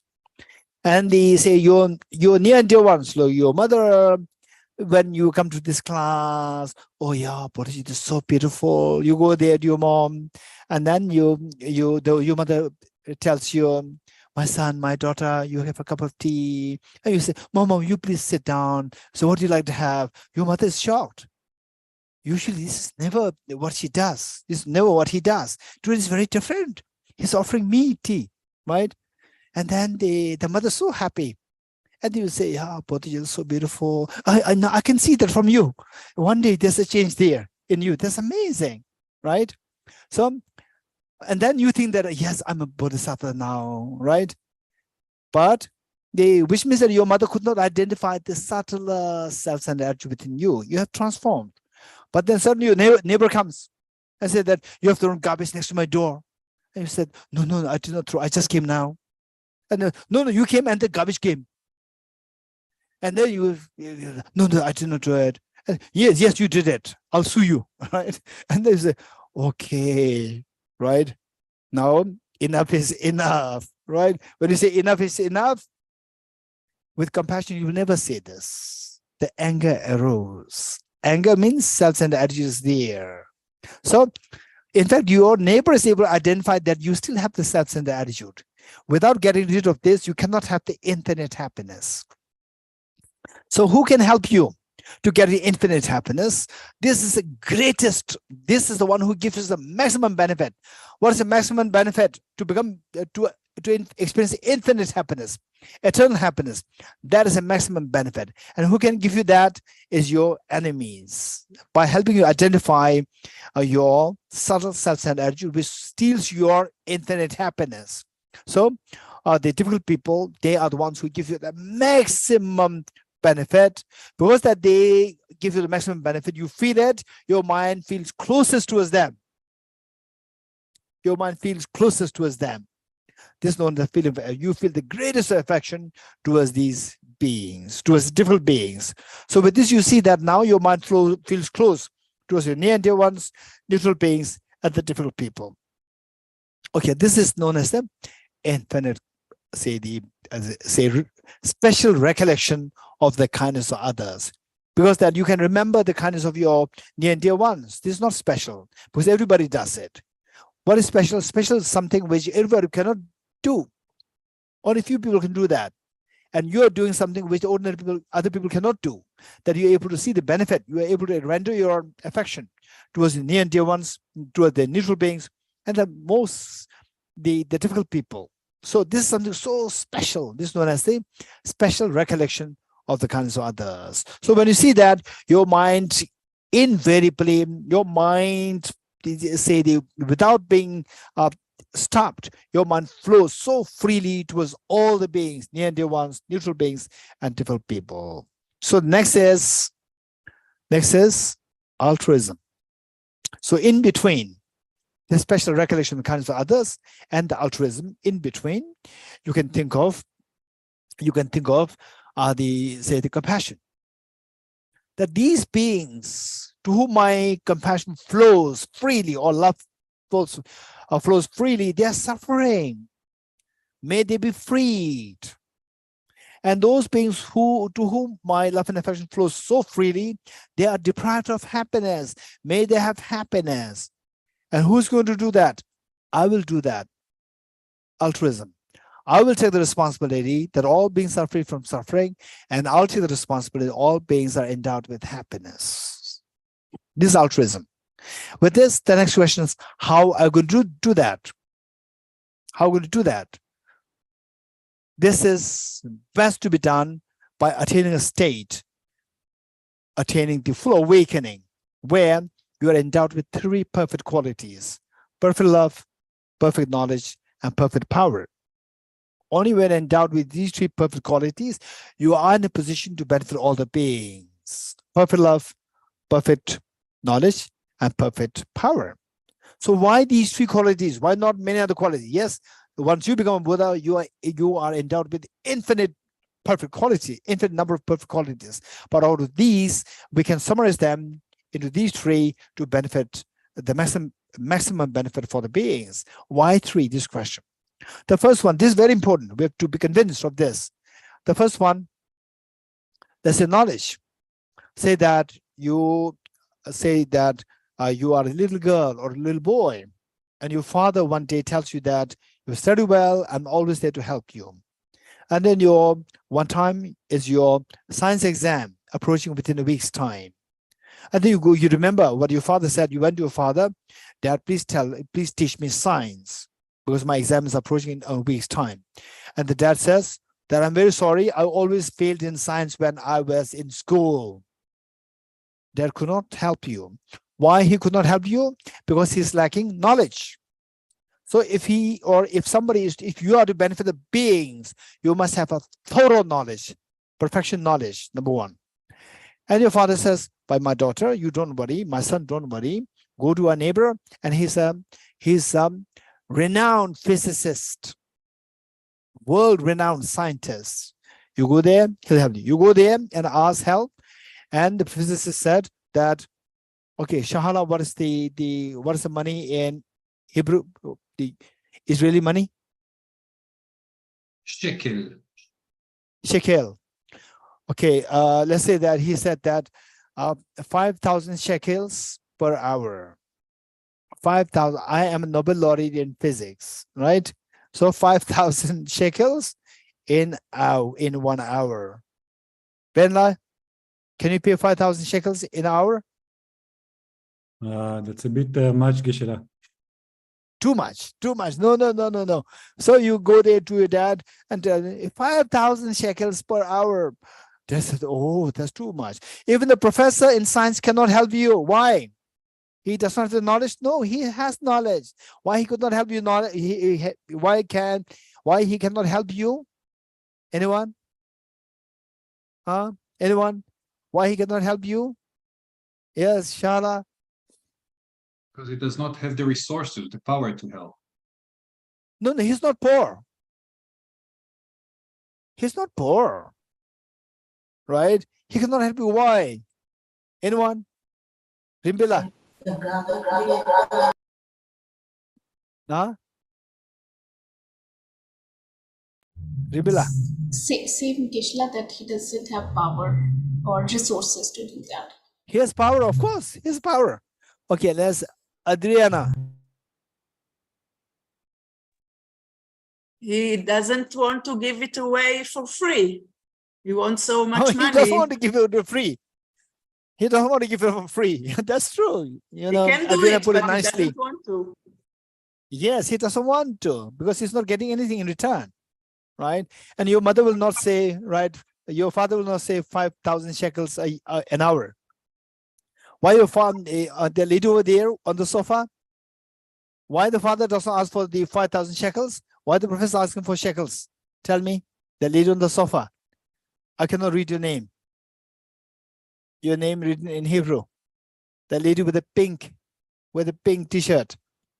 Hannah. Kana. He doesn't have or love, perfect love. He Perfect. doesn't want to give He it. doesn't have the love. He doesn't have the love. Perfect. Okay, Kana, thank you. So although he has the knowledge, he cannot help you because he doesn't love. So if you really want to benefit all the beings unconditionally, you must have a perfect love, number 2. And the father says, don't worry, my daughter, my son, don't worry. Although your mother is not the Nobel laureate in physics, but when she was in school, she was a topper in science. And your mother will come in the evening, and then you request her to teach. And the mother comes, and you jump to the mother, Mom, please teach me science. The mother says that, oh, I was so tired, 10 hours of journey, and I have no energy at all. I simply have to lie down and rest. Okay, even the mother could not help you. Mother has the knowledge, mother loves you, still the mother could not help you because the mother doesn't have the power to do that. So if you really want to help all the beings effectively, you must have perfected these 3 qualities. And who is that? That is known as the fully awakened one. Somebody whose true nature of the mind has manifested. This is known as the Buddha. So step number 9 is Bodhicitta, the desire to become Buddha for the benefit of all dear mother sentient beings. Okay, so this is the total is the 1 step. the method of equalizing exchange self for others. With this mind, we will quickly, David Love will quickly read the text. Read the text, and it's the on page. Okay, it's chapter 8 and verse number 89.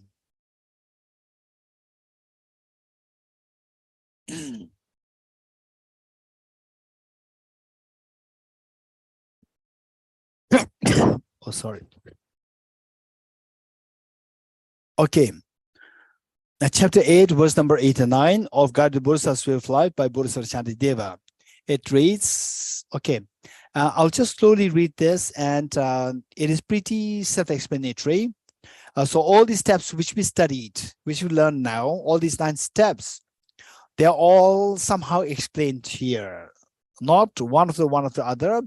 It is put in the dialectical way, and is as self-explanatory. There's one section which I need to explain to you, otherwise it can be a little confusing. Otherwise, things are pretty self-explanatory. Okay, let's read this together, and I'll read it for you, and you just see if you can get something out of this. And later on, I would suggest you to read it more thoroughly. 89. Having in such ways as these thought about the excellence of solitude. The chapter 8 is on the meditation and the creating conducive factors of meditation, like your solitude state. And once you think about these plans, have a proper planning, then what should you meditate? Thought about the excellence of solitude. I should completely pacify distorted conceptions and meditate on the awakening mind. Awakening mind meaning Bodhicitta. Awakening in Sanskrit is Bodhi, mind is Chitta, Bodhicitta. So now from this, explaining what the Bodhicitta is and how to cultivate the Bodhicitta with different steps involved. And if possible, I would suggest all of us to go through these remaining verses and compare tally with the 9 steps which we have studied. First of all, I should make an effort to meditate upon the equality between self and others.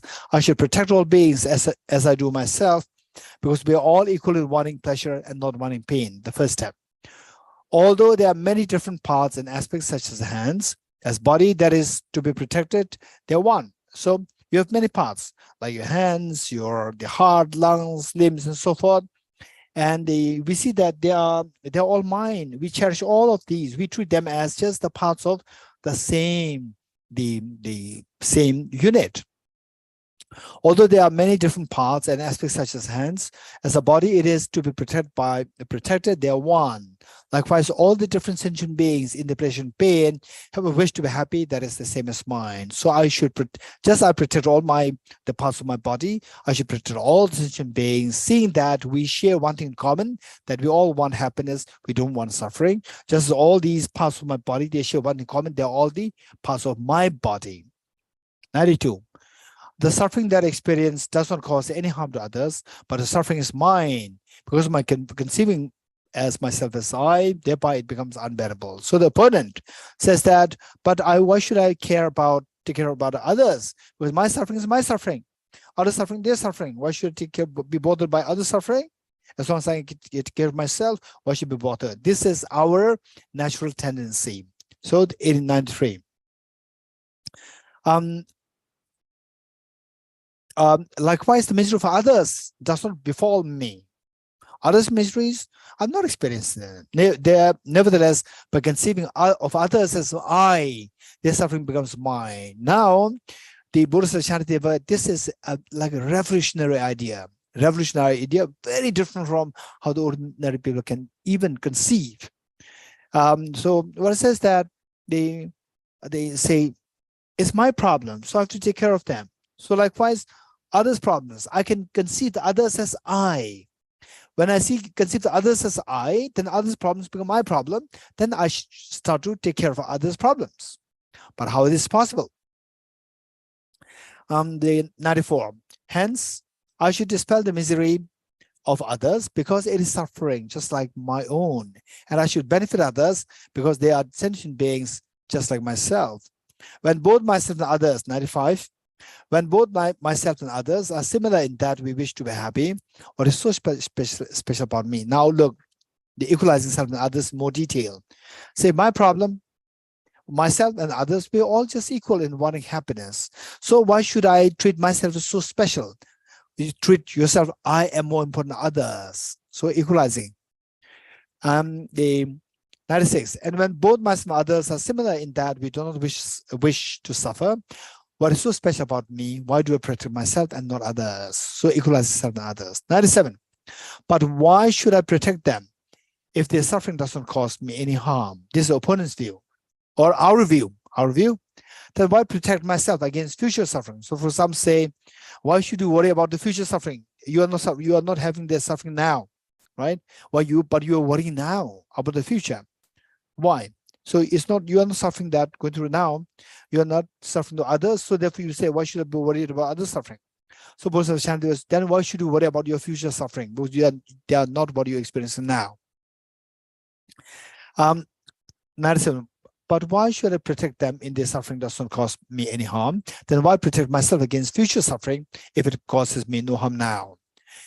It is 98. It is a mistaken conception to think that I shall experience the suffering of my next life, for it is another person who dies and another that will be reborn. So we have a mistaken conception that I in this life, I in next life is just like a permanent unitary independent self. And this is actually mistaken. This is mistaken, and then they say I today and I next life is a very, of course there's continuum there. Okay. And then the response, 99. Surely whenever there's suffering, the sufferer must protect himself from it. But the suffering of the, okay, say then, but that person in the future, that person today, there's a common self there. So we should protect. Now Bodhisattva Shanti was saying that, okay, if that is the case, then they say, when you have a problem with your feet, then your hand go to help your feet or help your foot. But the problem of the feet is not a problem of your hand, but you go to help it. So likewise, problem of somebody else and problem of yours, although they are two different persons, still you have to go to help. Although these two are two different things, the feet and your hand is very different, but you go to help, your hand goes to help the feet. Surely whenever there is suffering, the sufferer must protect himself from it, but the suffering of the foot is not that of the hand. Why then does it protect the suffering of the foot?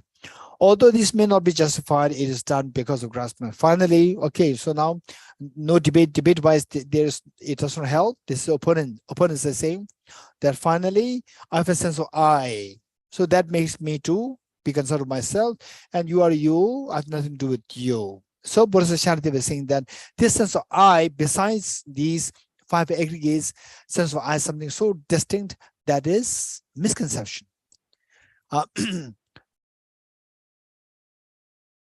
Okay, 100. Although this may not be justified, it is done because of grasping itself.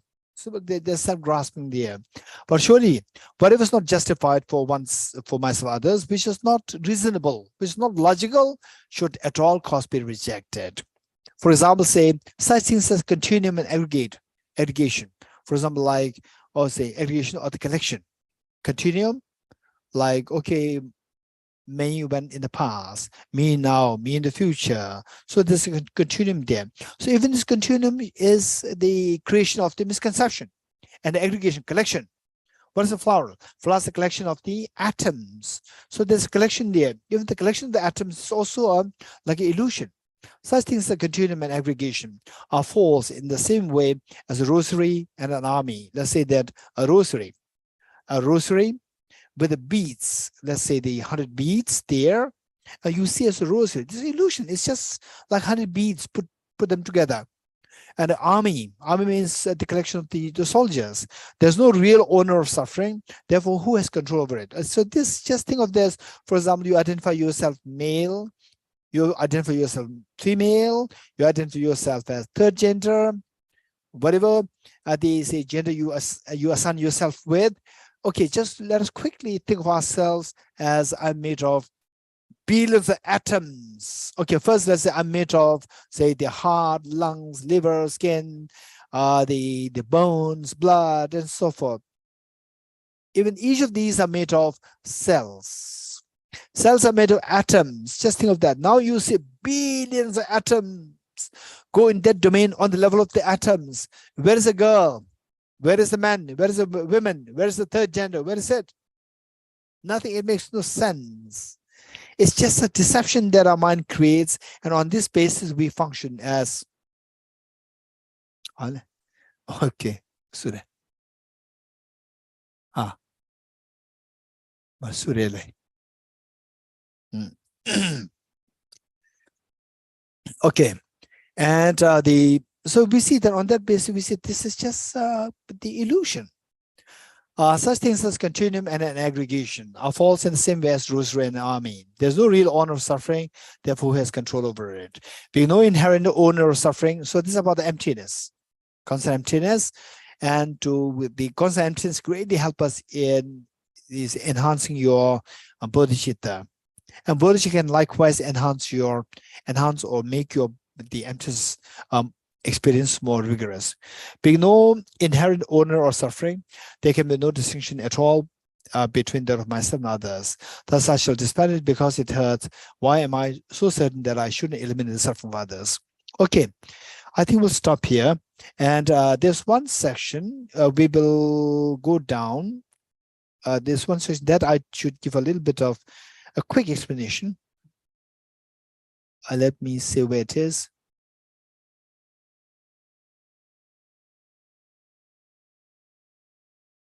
Okay.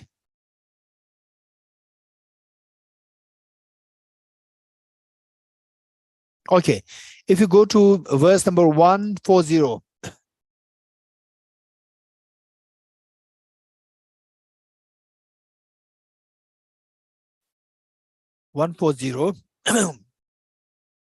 So up to I would highly, because after this I have a few appointments, so therefore I have to stop here. But I want to quickly explain this part. Till 139 from 90 to through to 139 is self-explanatory.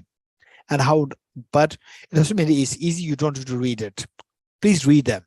Please read them, reflect on them, and there will be this amazingly profound insights by Bodhisattva Chaniteva. So now 140 can be a little confusing for us. For this we require explanation. It says, considering lesser beings and so forth as myself, and consider myself as the other. In the following way, I should meditate upon envy, competitiveness, and self-importance.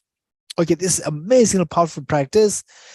Say that we can't meditate on envy, we can't meditate on competitiveness, we can't meditate on self-importance. But what is this?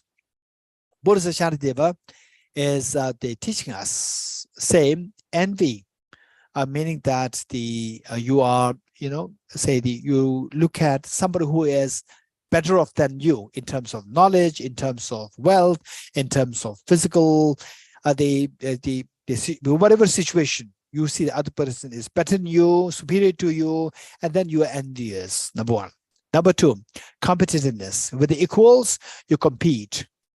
Then the self-importance, with the inferior, you see yourself as superior. I'm more important than you.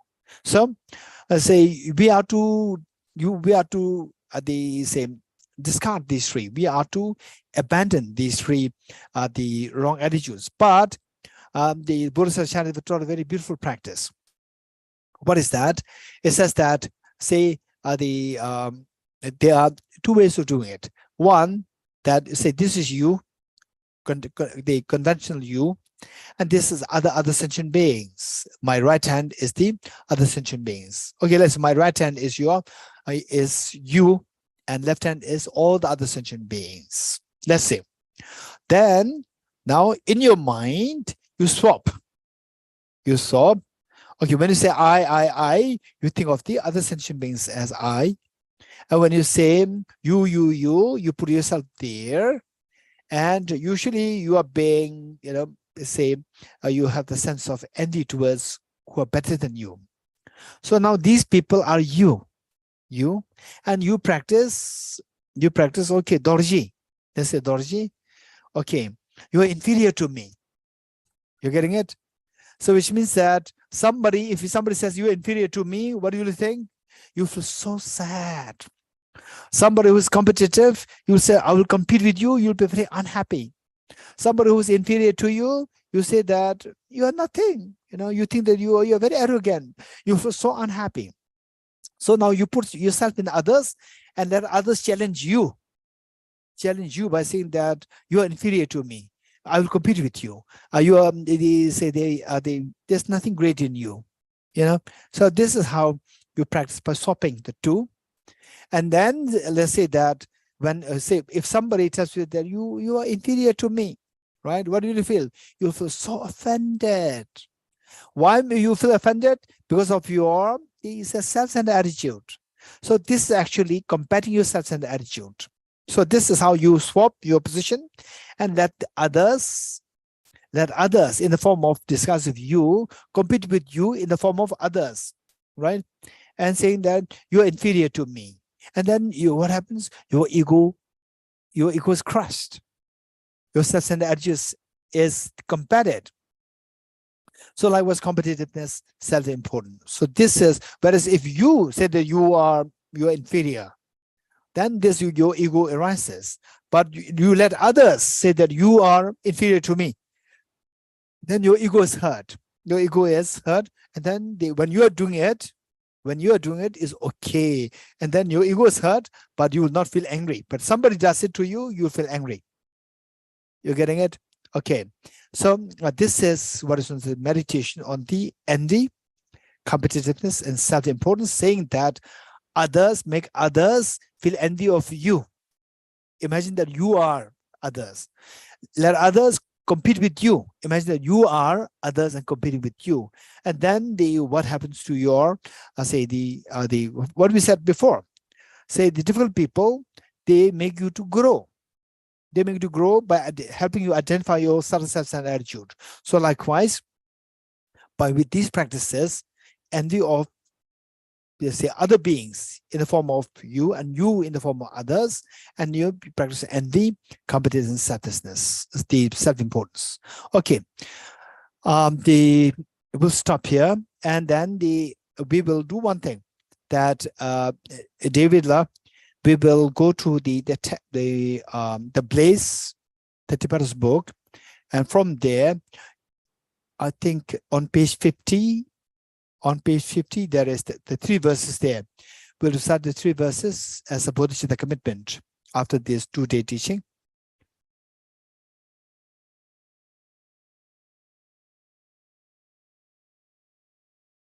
Okay, close. Okay, no. Okay, yes. Still more, still. Good. This one. Okay, these 3 verses. Good, thank you, David. Okay, now what we do is that because we did the teaching, and this teaching, after getting this teaching, we are not just to leave it there. We, if possible, the point is that I want happiness. I want the maximum happiness. For that matter, we have to do something. Without doing something, nothing will happen. So what should we do? We should expand our compassion.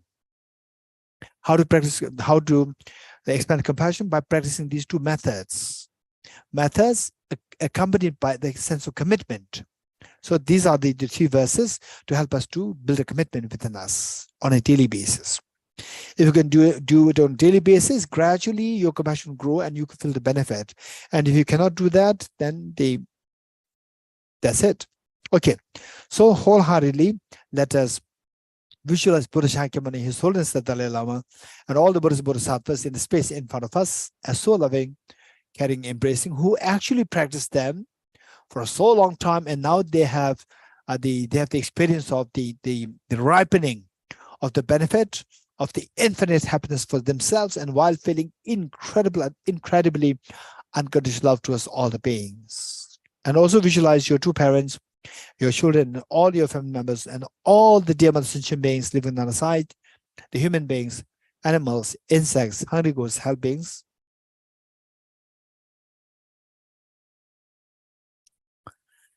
And the mentally, let us make the commitment that may I become Buddha for the benefit of all my dear mother sentient beings. Which means that the true nature within us, each one of us, whatever religion that we're following, it doesn't matter. Everyone has a state of perfection, and yet this state of perfection, which is like a gold, when mixed with the mud, the gold doesn't glow. It doesn't mean the gold is not there. It's simply because the glow is blocked by the metal defilements. Our job is to remove the metal defilements. The gold is already within us. No need to bring the gold from outside. So how to do that? The first verse, I'm going to explain it very quickly, that this journey of awakening your potential fully, that you experience the infinite happiness, that you experience the infinite compassion. This journey is something which we have never undertaken before. Because of that, we need a great support for this journey. And greatest support that we can think of are the Triple Gem. So the first line says, I go for refuge in the Triple Gem. And this journey involves a road. And the road must be clear of the boulders, the fallen trees, and so forth. And this road is none other than your own mind. It's not external road, it is a road of the mind. So this mind must be cleared of the obstacles, such as say the very heavy contaminant karmas and so forth. And the best way by which to do so is by confessing the negativities individually. So now the road is clear, but if the car does not have fuel, again, you cannot undertake the journey. This car is none other than your mind. It's not an external car, it's a metal car which travels to the Buddhahood. And this car requires tremendous fuel of the merit. And the best way by which they accumulate effectively accumulate enormous merit within a short span of time is by rejoicing in the virtues of others. So third line says, I rejoice in the virtues of all the beings. So now you have a great support, the road is clear, the car is enough fuel.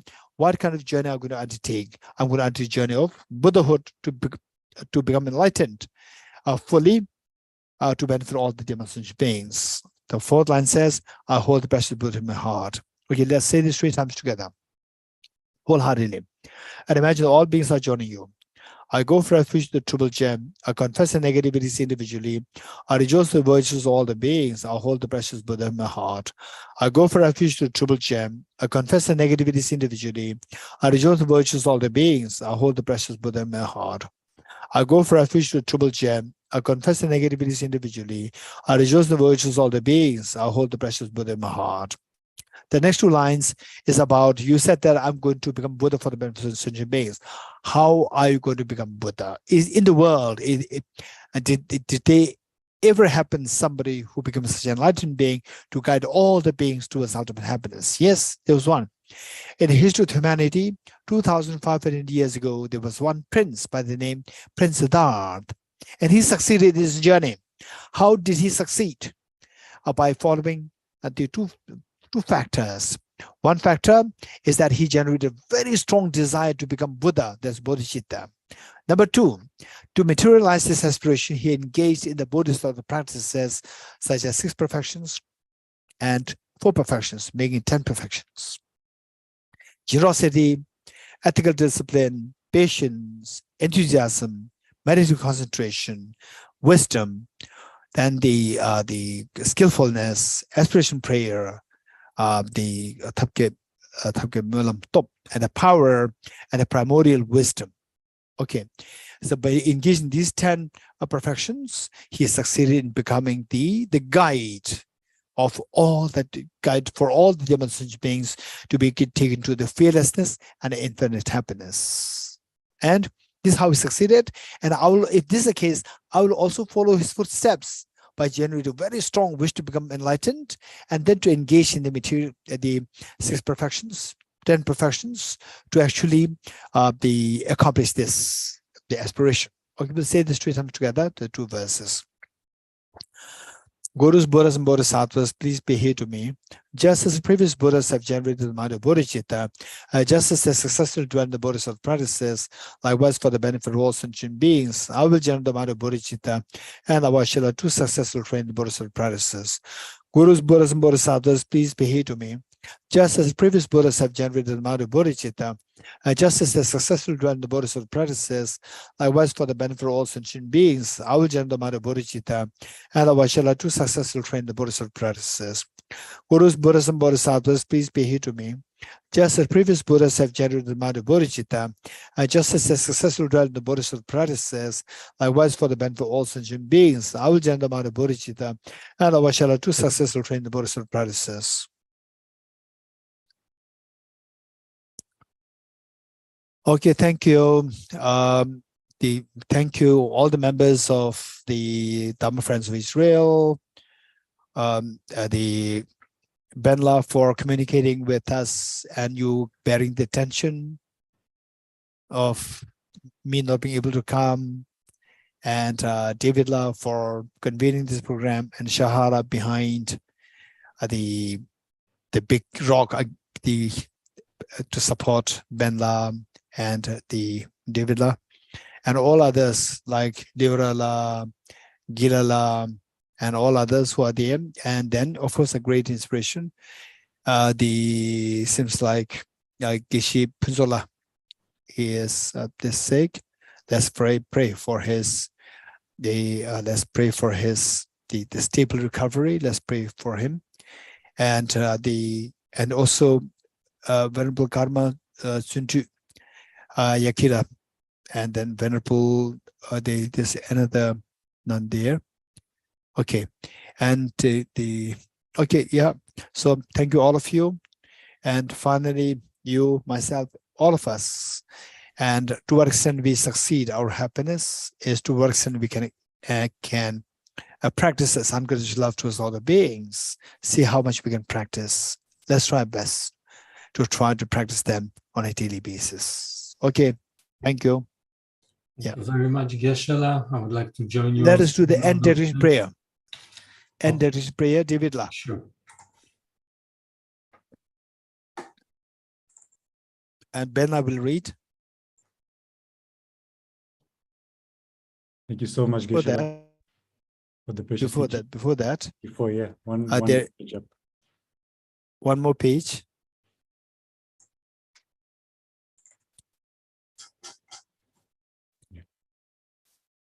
Thank you. So again, thank you so much, Geshe-la, for this very, very precious teaching. Additional dedication prayers. In the land encircled by snow mountains, you are the source of all happiness and good. All-powerful Chenrezig Tenzin Gyatso, please remain until samsara ends. Just as a brave Manjushri and Samanta Bhajatu realize things as they are, also I dedicate all these merits in the best way that I may follow their perfect example. I dedicate all these roots of virtue with the dedication praised as the best by all the Buddhas who appeared in the 3 times, so that I might perform the noble Bodhisattva's deeds. Jang Jub Sem Choglien Poche Ma Ke Panam Ke Yurache Ke Panyam Pa Me Payam Gong Ne Gong Du Perware Sho. May the Supreme Bodhicitta that has not arisen rise and grow, and may that which has arisen not diminish, but increase forevermore. But the dependent realization of profound suchness of appearance and emptiness, together with the force of great compassion of the 3 Jewels and the power of the truth, and the virtue of infallible law of karmas and their fruits, may this truthful pair of ours be unhindered and quickly fulfilled. May the teaching of this beneficent one till world's end be unshaken by the winds of evil thoughts. May it always be met by innumerable beings who find conviction in the teacher by understanding the teaching's true nature. May I never falter, even for an instant, to uphold the excellent way of the sage, which illuminates the principle of dependent origination through all my births, even giving away my body and life. May I spend day and night carefully reflecting by what means can I enhance this teaching achieved by the Supreme Savior through strenuous efforts over countless eons.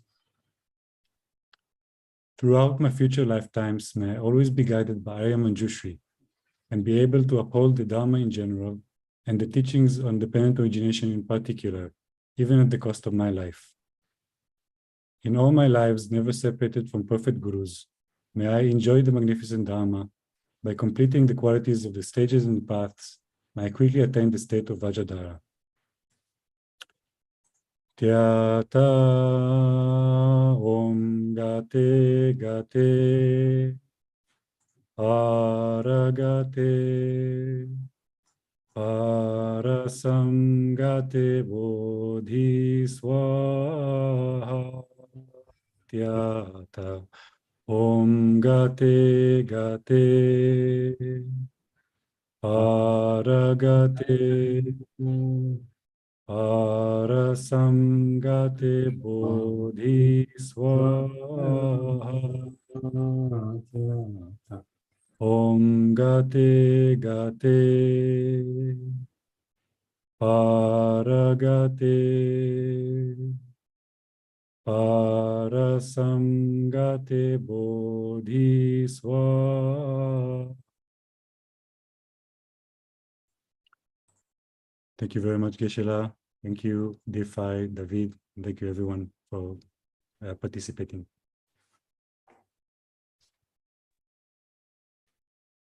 Thank you, everyone. For the Hebrew speakers, we'll have the session with Venerable Kartzonla at 2:30 Israel time. Enjoy your lunch. See you soon, hopefully. You're still invited to practice generosity. Please see the details in the chat. Thank you all. See you all.